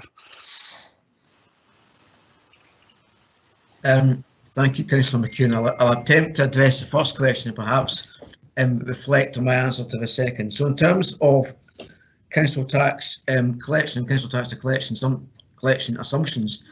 And members will recall, in considering the budget in the 10th of March, that it was just over £8.7 million of what was termed a non-recurring expenditure pressures. Included in that was a recommendation from officers to review the collection assumptions for 21-22. Elected members and council determined to set a collection rate of 96.5%. So that compares to the 98% we have in the budget in the current year. So there's already an adjustment reflected within the budget. In terms of moving forward, all the narrative is trying to allude to was the fact that there's been a number of factors which may influence collection rates in the current year and potentially influence collection rates going forward, the extension of furlough being one, the council tax fees, which is a policy decision, which council agreed to implement, policy decision by the Scottish Government, council agreed to implement and accept funding, being another. Beyond that, there's nothing really, there's no more I could comment, perhaps right staying beyond my brief. Thank you very much. Of course, Stuart, I can comment as I wish. Thank you very much. Now, as there are no more questions in the chat box, can I ask Councillor Lyle to move the report? Thank you very much, Provost. Councillors, at the end of January, we were provided with an update on the potential impact of COVID-19 on the Council's finances in the current year. At that time, we were advised of a range of between a projected underspend of 1.6 million and a projected overspend of 600,000. As the financial year has progressed, projections have been updated and refined. Despite the COVID-19 pandemic, I am pleased to say today that we are still projecting an underspend of almost 400,000 in the current year. Paragraph 3.4 sets out additional funding of just under 11.2 million in the current year. There are two main components that make up this very welcome funding. Firstly, confirmation of a 3.3 million in funding from the loss of income scheme that has been referred to in previous updates. And secondly, just under 6.5 million of generic COVID-19 funding. Furthermore, I also welcome an additional 7.2 million of non-recurring COVID consequentials that we will receive in 21-22. The report proposes that this additional funding is initially placed in the COVID-19 earmarked reserve fund so that elected members can take decisions on its use over the coming year. As I have said to elected members before, COVID-19 is not going away on the 31st of March just because it's the end of the financial year, and we are going to have to face the financial fallout from COVID-19 for some years to come. And this is where the earmarked reserve puts us in a position where we are able to respond as and when necessary. This is a further example of the prudent financial management that we are recognised for and will allow us to protect our frontline service delivery as our understanding of the impact of COVID-19 on our council services further evolves. Officers continue to develop our recovery and renewal plans alongside the Perth and Kinross offer. And finally, Provost, I would really like to take this opportunity to place on record my thanks to the Interim Chief Executive and the whole senior management team for their exceptional leadership during this COVID-19 pandemic. Happy to move the paper. Thank you, Councillor Lyle. Councillor Duff, second. Thank you, Provost. I'd just like to take the opportunity to thank Mr Mackenzie and Mr Walker for their usual comprehensive report on the revenue budget, and especially to thank them and their team for the considerable work involved in tracking the substantial impact of COVID-19 on our finances. Happy to second. Thank you. Thank you. And there is a comment from Councillor McEwen. Thank you, Provost. Within the finance paper, there's mention of the HRA account, and between January and March, the balance of the HRA account dramatically changed. And I found this rather disappointing because for the January meeting of the Housing and Communities Committee, I'd been exploring the opportunity to actually freeze the rent of our residents in Perth and Kinross, but this was seen as financially not suitable or possible. Unfortunately, subsequently the money did seem to appear to be there to do this. However, I am very pleased that the officers have taken the opportunity to use this money to actually implement 2 of the SNP proposals from our budget. That is to give extra support to the Tenancy Support Fund and to provide extra funding back into the estate-based initiatives. So there's probably a silver lining to the clouds that I experienced in seeing this money suddenly appear. Thank you, Provost. Thank you, Councillor McKeon. As there are no more comments in the chat box, do we agree the report?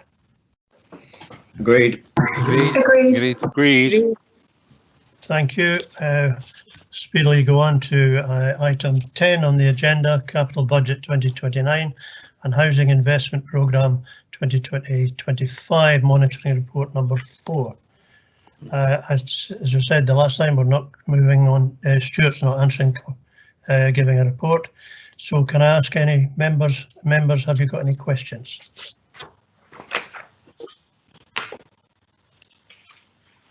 Councillor Williamson. Thank you, Provost. Yes, my question relates to the Pitlochry car park on page 207. This has since been allocated in 2018. This is the 3rd time this project has been deferred. And I was wondering if officers could outline what progress has been made to allocate this funding to this project, and possibly would it be possible to have a briefing on what the underlying problems are, potentially offline? Thank you, Provost, and thank you, Councillor Williamson, for your question. I don't know if colleagues would wish to respond. I'm happy to do that, Councillor Williamson. We'll come back to you with the detail and organise a briefing. Okay, Councillor. Yes. Okay, Councillor Barnett, please. Sorry, Provost, yes, happy with that. Yes, thank you. Councillor Peter Barnett, please. Thank you, Provost. Paragraph 4.7 of the report refers to the delays yet again to the work on the multi-storey flats at Potter Hill and Pomerium. It seems to me that there's been a decade of delay to these multi-storey flat works. Communications with residents have been stop, start and stop again, and a series of questions on external works, materials and finishing options left hanging and unresolved. Residents don't know anything about what the scope of the works will be or when they'll ever be done.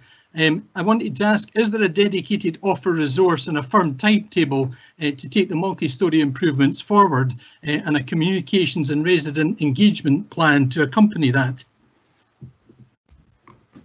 Stuart. Thank you, Councillor Barrett. I note your comments. I don't know if colleagues from communication wish to respond. Yes, thank you, Stuart. I can provide a brief response to that. Certainly, we have been undertaking some work in terms of plans ahead for the multi-storey strategy more broadly. Due to Housing 2040, which has recently been published, and some additional EASH standards, we're having to revise the scope of the work so that we do get it right. There was a meeting with residents earlier this week, and we've made a commitment to the Residents Committee, certainly at Pomerium, that we will return to the next meeting in a few weeks' time to provide an outline of the plans for the multi-storey strategy and details of when we'll start engaging with all residents, indeed our own tenants and the owner occupiers, about the planned works ahead. Thank you, Claire. Councillor Donaldson, please. Thank you, Provost. To ask Stuart, could you just remind us of what the proposed timelines are for consideration of the capital budget come the summer and beyond? And there we're looking at 8 to 9 years, and also how we're going to tie in that capital budget with the investment blueprint, which is very much, I would have thought, a related document which covers a period of 30 years.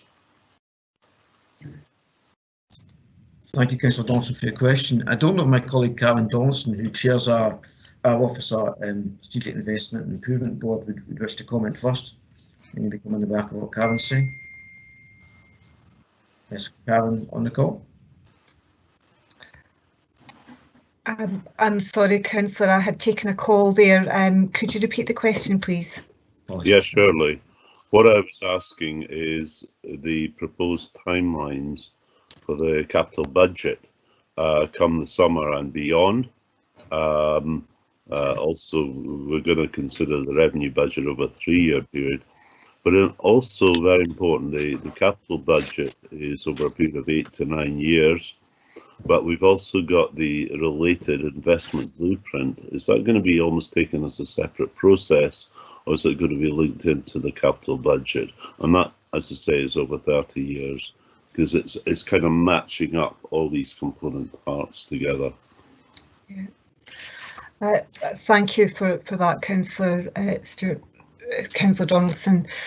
In terms of the investment blueprint, the plan at the moment is to look at an interim investment blueprint and to bring that forward for approval by Council, depending on how the committee timetable works, September at the earliest of this year. And that will set out some high-level principles in terms of how we will look at capital investment in future. We still have a capital programme and budget that covers the next 8 years, as you quite rightly indicate, and our efforts at the moment are focused on looking at the funding solutions for the decisions that were taken by Council last year. So at the moment, we're anticipating bringing forward the interim investment blueprint in September, October, in all probability a review of the capital programme at that stage, and then moving to the longer term capital budget in the normal process of looking at revenue and capital together in March of next year. The investment blueprint will be a 30-year programme, but that will take some time to develop, and it's always envisaged that we will have a shorter term delivery plan that will be more aligned with the capital programme itself, capital budget itself. Okay, I think we'll come back to this. Thank you. Now, there were 2 more questions before we'll move on, and it's Councillor Barnacle. Sorry, Councillor Stewart, we really have to move on. Councillor Barnacle first. Sorry, Councillor Brown first. Thank you, Provost. Very quick question. It follows on from Councillor Barrett's question regarding multi-storey flats and regarding the delay to the upgrade and replacement lift programme. Given that, that these things are important to people who are elderly or disabled or have medical problems, is it wise to delay that programme on for another year? Are we not building up more problems ahead of ourselves?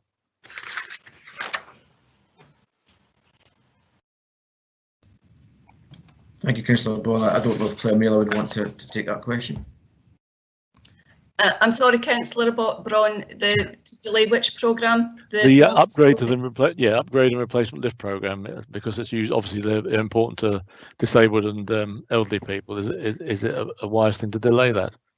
Right, the lifts obviously will form part of the wider multi-storey strategy. What I can assure Council is that the lifts are still operational, but the replacement lifts in terms of going forward will be factored into the multi-storey strategy. So just to give you the assurance that they're still operational, and we've obviously got a maintenance programme in place, so they'll be factored into the longer term strategy. Okay, thank you very much. Thank you, Provost. Okay, thank you. And the last question is Councillor Barnacle. Thanks, Provost. I'm looking at paragraph 3.3.3. That's about the structural maintenance programmes and etc. And I've just got 2 questions. It mentions. 1 question, please, Councillor Barnacle. Sorry? 1 question, please. 1 question. Okay. Right. Does that paragraph include the full element of the A977 upgrades programme? Because certainly £65,000 will not cover the 3 uncompleted projects in that scheme, and also there's no mention of the budget for unadopted roads, which we did include in our budget. Well, the Conservative budget, which I supported. There's no mention of that anywhere, unless it's a revenue item, of course. Thank you. Thank you, Provost. Thank you, Councillor Barnacle. If I could take the second question, perhaps colleagues and communities could deal with the first question on A977. The £4 million is reflected in the narrative on resourcing, and it is a significant element of why our overall resources have moved from 600 million to 605.8 million pounds since the last report to the current report. Apologies if that's not been picked up clearly, but that is reflected in the resourcing of the capital programme, and it's been reflected as an adjustment to the detailed budgets and the appendices of the report. In terms of the detailed question on A977, I don't know if perhaps comment. There was only one question which was supposed to be put in there. Caroline, Caroline, are you able to answer the first point? Yeah, I would just draw, Councillor, just draw your attention to the appendix at the back of the report. So there's 229,000 for the A977 upgrades. So it's split over 2021 and 21-22. But if you require any further information, we could get that to you after the meeting. The 65,000 that is referred to in the report is just the amount of money that is moving from one year to the next, but the total budget is 229,000. Thanks very much. It's just that no work hardly at all has been done, you see, and we'll be into 21-22 next week. Okay, that's fine. I'll get a further clarification. Thanks very much. Okay, can I now ask Councillor Lyle to move the report? Thank you again, Provost. The report includes commentary on the challenges faced by officers in delivering our capital programme during COVID restrictions. However, despite these challenges, I am delighted to report that we have incurred gross expenditure of almost 25 million to the end of February. The report seeks approval to carry forward capital funding to the future financial years to ensure that our capital plans remain in place. This update also provides a timely reminder of the scale and ambition of this administration. Over the next 9 years, we are planning to deliver almost 670 million of capital investment across the General Fund and Housing Revenue Account activities. This investment will be transformational in supporting Perth and Kinross return to some sort of normality, and will be welcomed by our citizens, our businesses and our visitors alike. Our investment will improve and enhance our schools, our roads, our bridges, our buildings and the varied infrastructure across the whole council area. In achieving this, I would like to place on record my continued thanks to the officers of this council for their sterling efforts to ensure the delivery of this administration's capital programme during the most difficult of times. My hope is that with the start of these exciting times for the whole of Perth and Kinross, we can breathe life back into our local communities and economies, and we will reflect this in our updated capital budget later in the year. I very much look to progressing these exciting times and happy to move the paper, Provost. Thank you, Councillor Lyle. Councillor Duff. Thank you, Provost. Just happy to echo the leader's comments there and formally second the report. Thank you. And I see there is one comment. Councillor Barrett, Peter Barrett. Thanks, Provost. Provost, there seems to be a vacuum both in political impetus and drive to take forward the multi-storey project, and I'm concerned that the housing convener and the vice convener have taken their eyes off the ball, if indeed they were ever on it, because bluntly the multi-storey flats are not a priority for this Conservative administration, despite the warm words of the leader of the council. Provost, I visited Potter Hill Flats last week. It would be interesting to know if the convener has ever visited either Potter Hill or Pomerium Flats to see the state of the external fabric of the buildings, the peeling paintwork to the walkway roofs, the rusted metal workwork which forms the balconies and safety rails in concert with the broken and creased Georgian wire glazing, the fallen trees lying on the recently refurbished garage roofs, the wilderness areas of tree weeds. And perhaps if he did this in a COVID compliant manner and taking suitable safety precautions, he might be motivated to put his weight behind the urgent need to get on with the work and arrest the drift. Nobody knows what's happening regarding the multi-storey flats. They've been treated as Cinderella premises of the council's housing stock, but are now becoming its increasingly ugly sisters, and that's simply not good enough, Provost. Thank you. Councillor Stewart, you have a comment? Yes, I do. I will, having not been allowed to ask a question and scrutinise the capital budget, I will just ask, just make the comment anyway.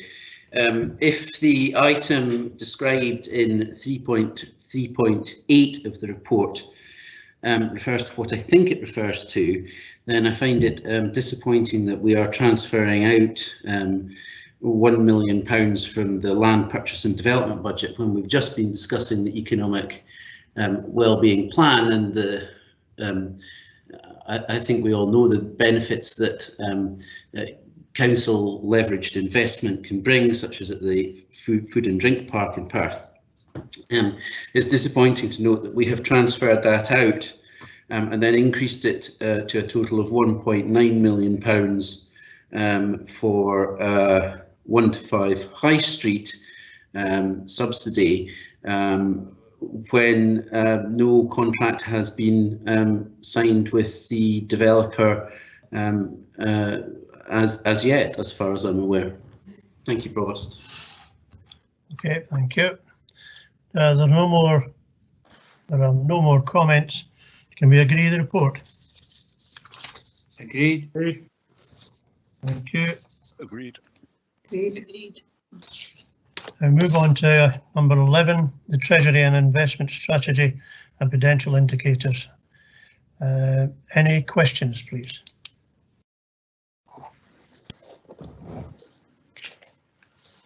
Councillor Barrett.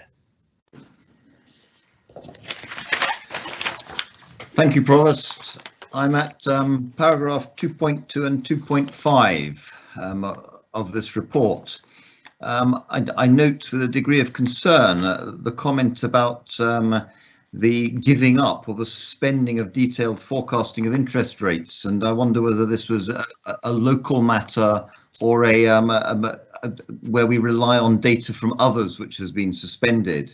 And in relation to 2.5, I noticed that while, if you like, our capital expenditure has in certain ways been delayed and rephased, other local authorities are borrowing from us to continue their capital expenditure. Can I ask what the nature of the borrowing by other local authorities is? Is it short term to balance out peaks and troughs in their longer term plans? Thank you. Thank you, Councillor Parrott, for your question. It was a local issue, and it doesn't reflect any lack of any move from macroeconomic forecasting by other bodies, and it's been resolved now. In terms of the second question, it is purely short-term cash flow lending. The local authority inter-authority lending market is very buoyant, and that can be up to a year, 2 years, but it tends to be predominantly short-term borrowing to manage cash flow. Thank you. Thank you, Councillor Parrott. Councillor Donaldson, please. Can I just say, first of all, I think it's unfortunate we're not getting introductions to these 3 financial papers, and I think that is something we've got to revert to. Can I just ask, part of this paper clearly is on the commercial property portfolio, but I just want to ask on the formatting, Stuart. We've shown previously with Treasury papers the list of all the financial counterparties, financial institutions, their credit ratings.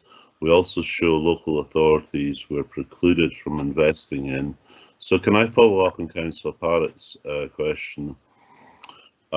North and south of the border, how many local authorities are we invested with, and what's the total amount involved?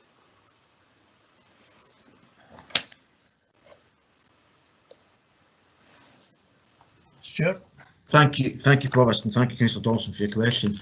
I'm not aware of any change to the format of the report from the strategy, which was a report which was approved by Council in October, but I'm quite happy to look at the information which has been previously presented to elected members. I couldn't provide an analysis by number without having to do a little bit of mental arithmetic, but we have, as of last week, the bulk of our short-term investment is with other local authorities, predominantly for two reasons. One, because these are statutory bodies, so we have a degree of surety, which is not enjoyed by commercial banks or indeed any other commercial investment opportunity that the council may consider. And secondly, because the return on that investment, while still not particularly strong, was better than it was from us investing in banks or money market funds at that point in time. Now, that situation can change and can vary over the course of a year, but I couldn't give you a breakdown of exactly how many local authorities I've got without perhaps spending a couple of minutes just adding through a spreadsheet. I can provide that information to you. I think it would be useful to have.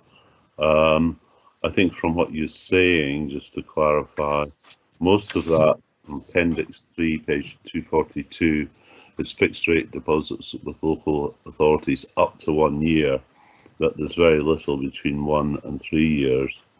But I'd also add, certainly previous reports I've certainly seen, we've, Councillor, this is questions, not... No, it is a question, are we going to revert back to showing the financial institutions, and I think these are important points, Provost, that the credit rating and whom we work with as counterparties. Yeah, thank you. Thank you, Provost. I'm quite happy to look at the formatting of the report. There's certainly no intention not to present information to elected members. In terms of a credit rating of local authorities, it's something of a moot point because local authorities cannot be made bankrupt. They cannot default simply as statutory entities. So the credit rating which would be applied to a commercial entity is different for a local authority, because for a local authority to be wound up, that requires an act of either one of the two parliaments. Okay. Thank you for that. There's no more questions. Can I ask Councillor Lyle to move the report? Again, thank you, Provost. This report is submitted to the Council in line with SIPFA's Code of Practice for Treasury Management. This Treasury Management strategy covers the financial years 21-22 to 28-29 and includes the areas set out in paragraph 1.3. Importantly, the report confirms that the capital budget we have just discussed remains affordable, sustainable and prudent. The prudential indicators will be reviewed later in the financial year when the Council is asked to determine the updated capital budget. Happy to move the report. Thank you. Councillor Duff. Thank you, Provost. Just happy to formally second. Thank you. Thank you.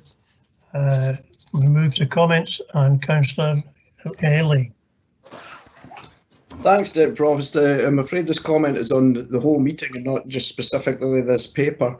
We knew well in advance that the IGB were setting their budget today, and the way that this meeting's been conducted, I find really hard to take as a local elected member. We've rushed through it. We've had no comfort break at lunchtime. We've limited to one question, and we've been picked up. Some people have been picked up on that one question that others haven't.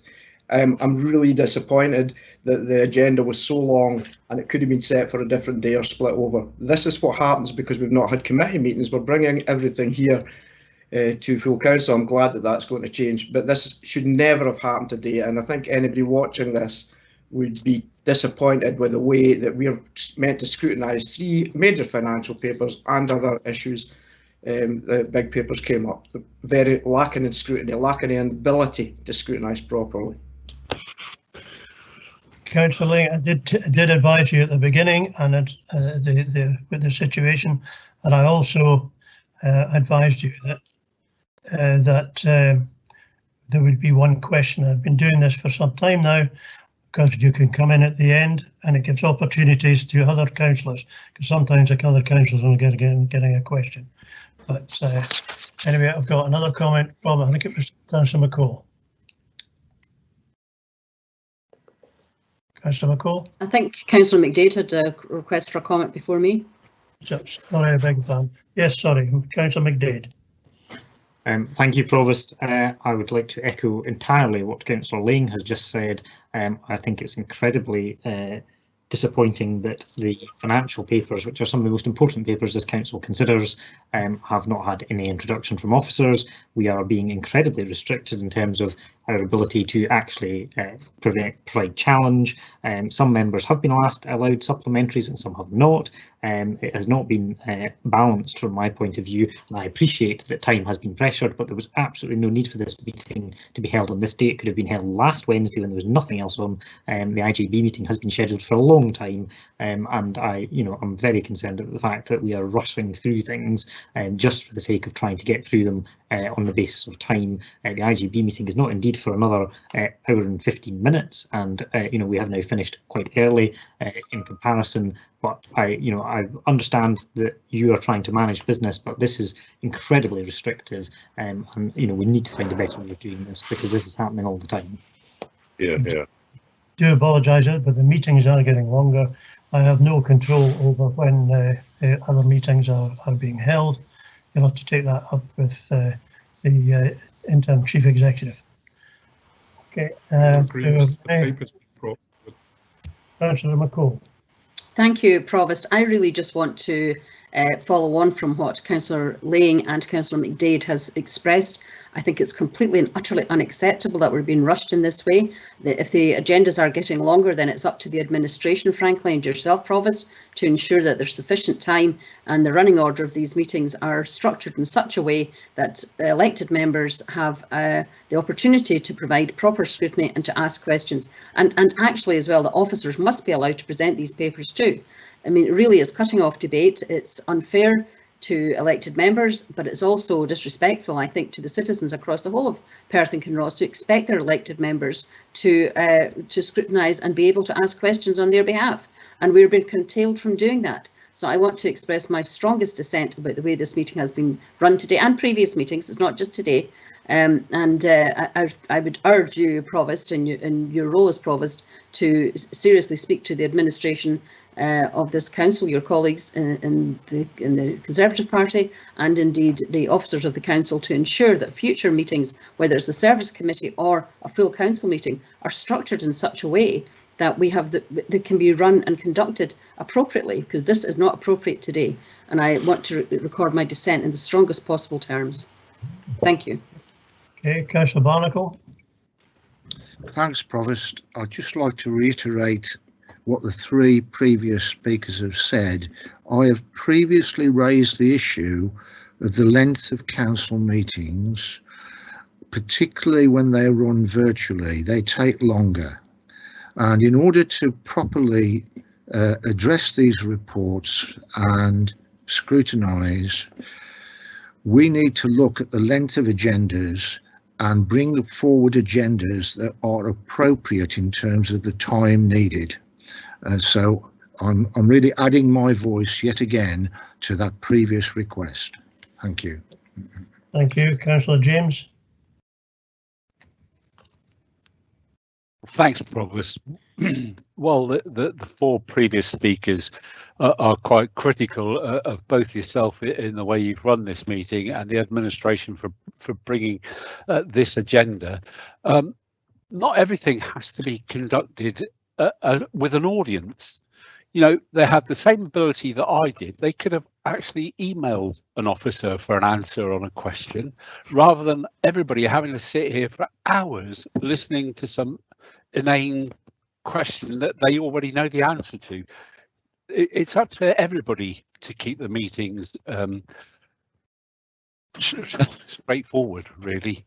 So email. Officers do reply. I've just done that this week, but thank you anyway, Provost. You did a good job. Councillor Drysdale. Thank you, Provost. Firstly, I would just like to offer Councillor James the opportunity to withdraw that last comment about fellow elected members asking inane questions. That's highly disrespectful, and I hope he will withdraw that. I wanted to, first of all, I took the opportunity during the meeting to to thank the Deputy Provost for trying to move matters along during the course of the meeting, and I thank you, Provost, as well for doing likewise. My criticism is not of yourselves, but of the administration for squeezing this important meeting in to the same day when the Integration Joint Board has a meeting which it simply has to take place today in order to comply with legal requirements for the setting of its budget. Now, the Integration Joint Board agreed to postpone the start of its meeting this afternoon from 2 p.m. to 3 p.m. in order to accommodate a potential overrun of this meeting. That in itself causes inconvenience. It's bad enough that it's elected members, but it's many other people, many other professionals, very busy professionals in the NHS and in the Health and Social Care Partnership as well, who are inconvenienced by this, and indeed the public partners. So this is not just about 40 elected members. This is inconveniencing a lot of people, and it must never be repeated. Thank you. Thank you for your kind comments, Councillor. And the last one I've got here is Councillor Williamson, please. Thank you. I was asking who's asked the inane questions today. I was wondering if that question could be answered, please.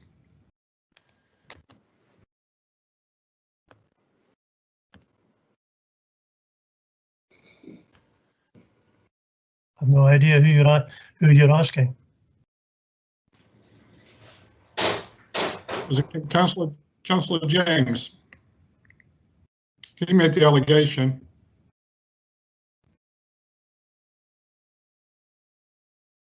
I don't wish to answer his question, Provost.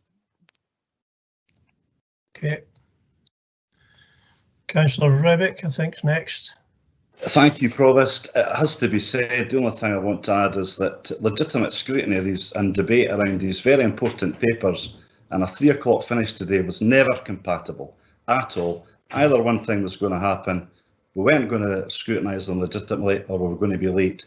And it is the responsibility of the political administration and not officers to set the agenda on these matters. Thank you. Okay, now this will have to be the final one. Councillor McDade. Sorry, I was just going to put a question in the chat, Provost. I wasn't going to come in again, but I was going to ask whether Councillor James was going to withdraw the remark as requested, given that respect is obviously a key part of the Councillor's Code of Conduct. Okay.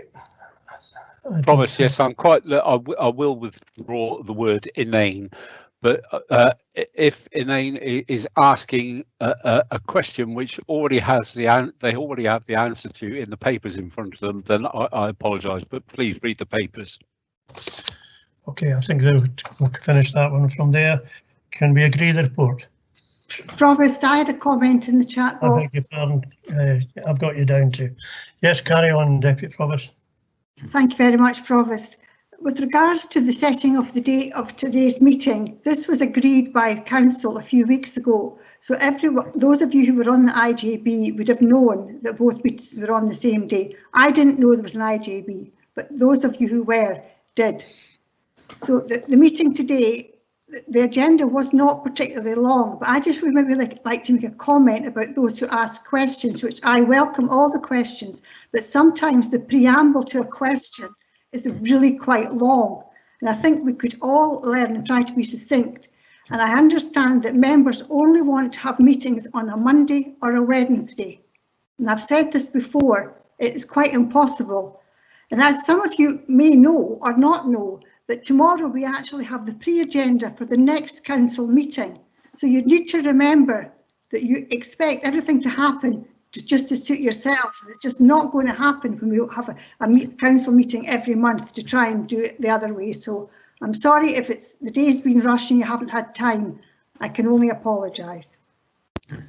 Thank you. Thank you, Deputy Provost. I have to agree that when somebody asks a question, there's usually a long 3 or 4 minutes before the question is actually asked, and it's things like that. So members have to take some responsibility in that as well. So can we move on? And because there's another paper yet, do we agree? I have that a point of order, Provost. Yes, what's your point of order, Councillor McKeon? My motivation for wanting scrutiny of the papers is not a personal one, but as a representative of my community. So I actually took great offence at the Deputy Provost's comments there that we were being selfish by raising these matters with you. I'm sure she didn't mean that. No, sorry, Councillor McKeon, I think you misunderstood me. We shall await the recording and the reports in the press. Dear me, dear me, dear me. Can we agree the report? Agreed. Agreed. Thank you. We'll go on to the final paper, which is the appointments of committees and outside bodies. Now, councillors, whilst I would still ask council to agree to the appointment of Councillor Williamson to the Mullenkirk Trust as set out in the agenda, and given that in recent days we've had the election of a new councillor and that there have also been changes in the makeup of some of the existing political groups, I would ask council to defer consideration of any further proposed changes to committee membership until the next council meeting on the 21st of April. And this will allow officers to review committee representation in light of these changes and allow the groups themselves to consider their membership. Given that there are no committee meetings scheduled prior to the next council meeting, and given that we have had the Easter recess to factor in, I see no prejudice in deferring this matter. Members, can we agree on that? No. I think you have a point of order. We've got a point of order from Councillor Bailey. Councillor Bailey. Thank you, Provost. First of all, per custom and practice or per standing orders, these changes were submitted in good time prior to the meeting. They were submitted by Councillor McDade in the normal timeframes for inclusion. They've been included in the public document pack, therefore I'd want to see them considered by council. Secondly, on point of fact, there is a Planning and Development Management Committee scheduled to happen prior to the next full council, so it's not correct to say that these changes have zero impact. So deferment of this item would actually have a material impact on the makeup of a committee, and I think the property sub meets before the next one as well. Thank you. Okay, thank you, Councillor Bailey. I'm still looking to see, are we agreed? I've had Councillor Bailey, or do you want this to go to the vote?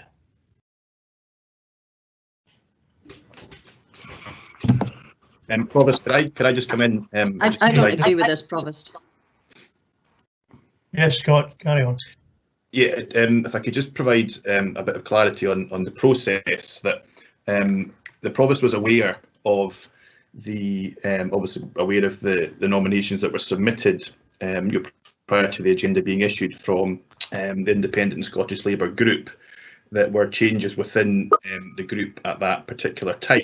The Provost is also aware of the further proposed nominations that were sent to myself in the lead up to today's meeting. However, given the changes with the election of the new councillor last week, and also the changes to some of the makeup of some of the political groups earlier in this week, my advice to the Provost was that a further guide to political balance will be issued by myself in due course, and that it would make sense that because some of these nominations would require further consideration through any changes in political balance, that it would be wise, along with the fact that the majority of committees are not meeting until after the April recess, that it would be wise to propose to all members that we defer consideration to the April meeting. Of course, whilst there are some quasi-judicial meetings that are taking place between now and the next council meeting, there is always the opportunity for members to send substitutes if they wish. But obviously it's a matter for council today as to how they wish to approach this, and the Provost has made the suggestion, and it's for up to members to consider that proposal. Okay, Now, who's going to take the next step here? Councillor Bailey, you're making comments. Another comment. Thank you, Provost. I think further, just in response to Mr. Henry's comments, I don't think it's technically possible for us to substitute for a member who has left our group because they no longer come under our whip. So therefore, I'd be happy to propose the paper as written, and then maybe we need to put this to a vote. Provost, if I respond to Councillor Bailey's sort of comment there is any councillor can substitute for any councillor regardless of political groups on any committee. And of course, with the very nature of the quasi-judicial committee meetings, there would be no party whip or political affiliations within that. So that, just for clarification, there is the opportunity any time for any councillor to substitute on any committee if both the relevant councillors within that agree to that. Right. Are we agreed to do this? I've got a lot of comments coming in here, but I think we should try and get to the chase on this. I've made a request. Robert, can I interrupt and say, can we take a comment from Councillor Lane, please? Councillor Lane. Thank you very much, Murray-Lyle, and thank you, Provost, for letting me in. I see no reason why we can't just agree this. It's been in the public domain, and if we have to change it later, then it's up to groups to change it. So I propose that we, I don't know if I can, but I propose we go ahead as with the paper as it was put before, and I'd ask Councillor Lyle if he would agree to put this forward. Thank you, Provost. Yeah, just to say I'm supportive of Councillor Lane's suggestion, and that we just accept what's there, and obviously we will have an opportunity to revisit these things at our April council meeting. So I'm happy to agree the paper and second Councillor Lane's suggestion. Okay, so do we all, have we agreed? Agreed. Agreed. Agreed. Agreed. Thank you, everyone. Okay, thank you. Thank you. Thanks very much, everybody. Okay. Provost, can I just seek clarity before we close the meeting? So what Council has agreed is that they have agreed the changes as set out on the agenda that in terms of the changes in committee membership. Yeah. Yeah. Okay, thank you. Okay, thank you.